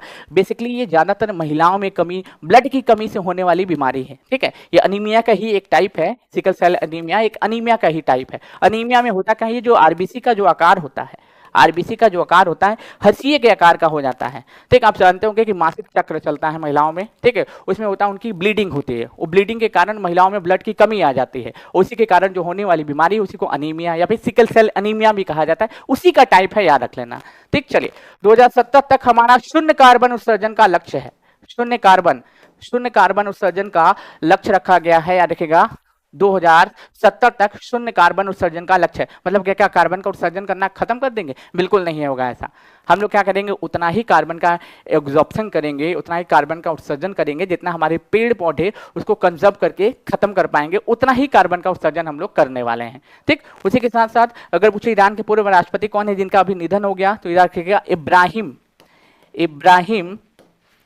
रईसी हो जाएगा इनका नाम, याद रख लीजिएगा, इब्राहिम रईसी इनका नाम हो जाएगा। ठीक, चलिए आगे बढ़ते हैं। नेक्स्ट 1 2 3 4 5 6 7 8 9 10। ठीक है, कुछ इंपॉर्टेंट अपॉइंटमेंट है जो अभी 2024 में हुए हैं। जैसे कि आपसे पहला पूछा जा सकता है कि अन्य चुनाव आयुक्त कौन है? अन्य चुनाव आयुक्त कौन है? अन्य चुनाव आयुक्त कौन है? हमारे जो महान्यायवादी कौन है? ठीक है, महान्यायवादी कौन है? चर्चा में है इसलिए पूछा जा सकता है। कैग कौन है? ठीक है, कैग कौन है? नीति आयोग के उपाध्यक्ष कौन है? नीति आयोग जो है, इस नीति आयोग के उपाध्यक्ष कौन है? बताइएगा सभी लोग कि नीति आयोग के उपाध्यक्ष कौन है? DRDO, defence research development organization, इसके हेड कौन है? डीआरडीओ के हेड कौन है? याद रखिएगा। थल सेना प्रमुख कौन है? थल सेना, देखिएगा, थल सेना प्रमुख कौन है? ये सब अभी अपॉइंटमेंट हुआ है। थल सेना प्रमुख कौन है? नवसेना प्रमुख कौन है? याद रखिएगा, नवसेना प्रमुख कौन है? प्रमुख नौसेना प्रमुख कौन है? सब लोग बताइएगा। एआई शिखर सम्मेलन कहाँ हुआ? एआई शिखर सम्मेलन, एआई शिखर सम्मेलन, एआई शिखर सम्मेलन अगर पूछे सन 2024 वाला कहाँ पे हुआ, ठीक है, सन 2024 वाला एआई शिखर सम्मेलन कहाँ पे हुआ। उसी के साथ साथ आपसे पूछा सकता है G20 कहाँ हो रहा है, उसी के साथ साथ G7 कहाँ हो रहा है। बस इतना आंसर बताइए, फिर सेशन को हम लोग समाप्त करेंगे। ठीक, चलिए बताइए सभी लोग इसका आंसर। 10 क्वेश्चन है, एकदम 10 के 10 आंसर सही आने चाहिए। ठीक है, 10 के 10 एकदम आंसर सही आने चाहिए। और जिन लोगों ने सेशन को दूसरे लोगों तक नहीं पहुंचाया है, अवश्य दूसरे लोगों तक भी पहुंचा दें कि उस क्लासेस का फायदा आप सबको एग्जामिनेशन में जरूर से मिलेगा। ठीक, चलिए बताइए क्या देखिएगा। चुनाव आयुक्त अगर पूछे तो क्या बने हैं, एक है ज्ञानेश कुमार बने हैं, ज्ञानेश कुमार, एक है दोस्तों ज्ञानेश कुमार हो जाएंगे, प्लस सुखवीर सिंह संधू हो जाएंगे, सुखवीर सिंह संधू हो जाएंगे। याद रखिएगा सुखवीर सिंह संधू, ये अन्य चुनाव आयुक्त हैं। अगर पूछे मुख्य चुनाव आयुक्त कौन है तो राजीव कुमार साहब मुख्य चुनाव आयुक्त हैं। उसी के साथ साथ महान्यायवादी अगर पूछ ले आर्टिकल 76 में देखने को मिलता है। ठीक है, याद रखिएगा इनका नाम हो जाएगा are Venkat Ramani, are Venkat रमणीय। याद रखिएगा रमणीय ये क्या है दोस्तों, हमारे महान्यायवादी हैं। याद रखिएगा रमणीय, रमणीय ये हमारे क्या है, महान्यायवादी ही नहीं, सरकार का वकील भी कहा जाता है। जैसे कि सरकार पे वगैरह पे भी केस होते हैं, उनकी पैरवी कौन करता है, यही करता है। सदन में जाके किसी भी बैठ सकता है, मतदान भले ना कर सकता हो, लेकिन लोकसभा, राज्यसभा, विधानसभा कहीं पे भी जाके बैठ सकता है, लेकिन मतदान नहीं कर सकता, याद रखना।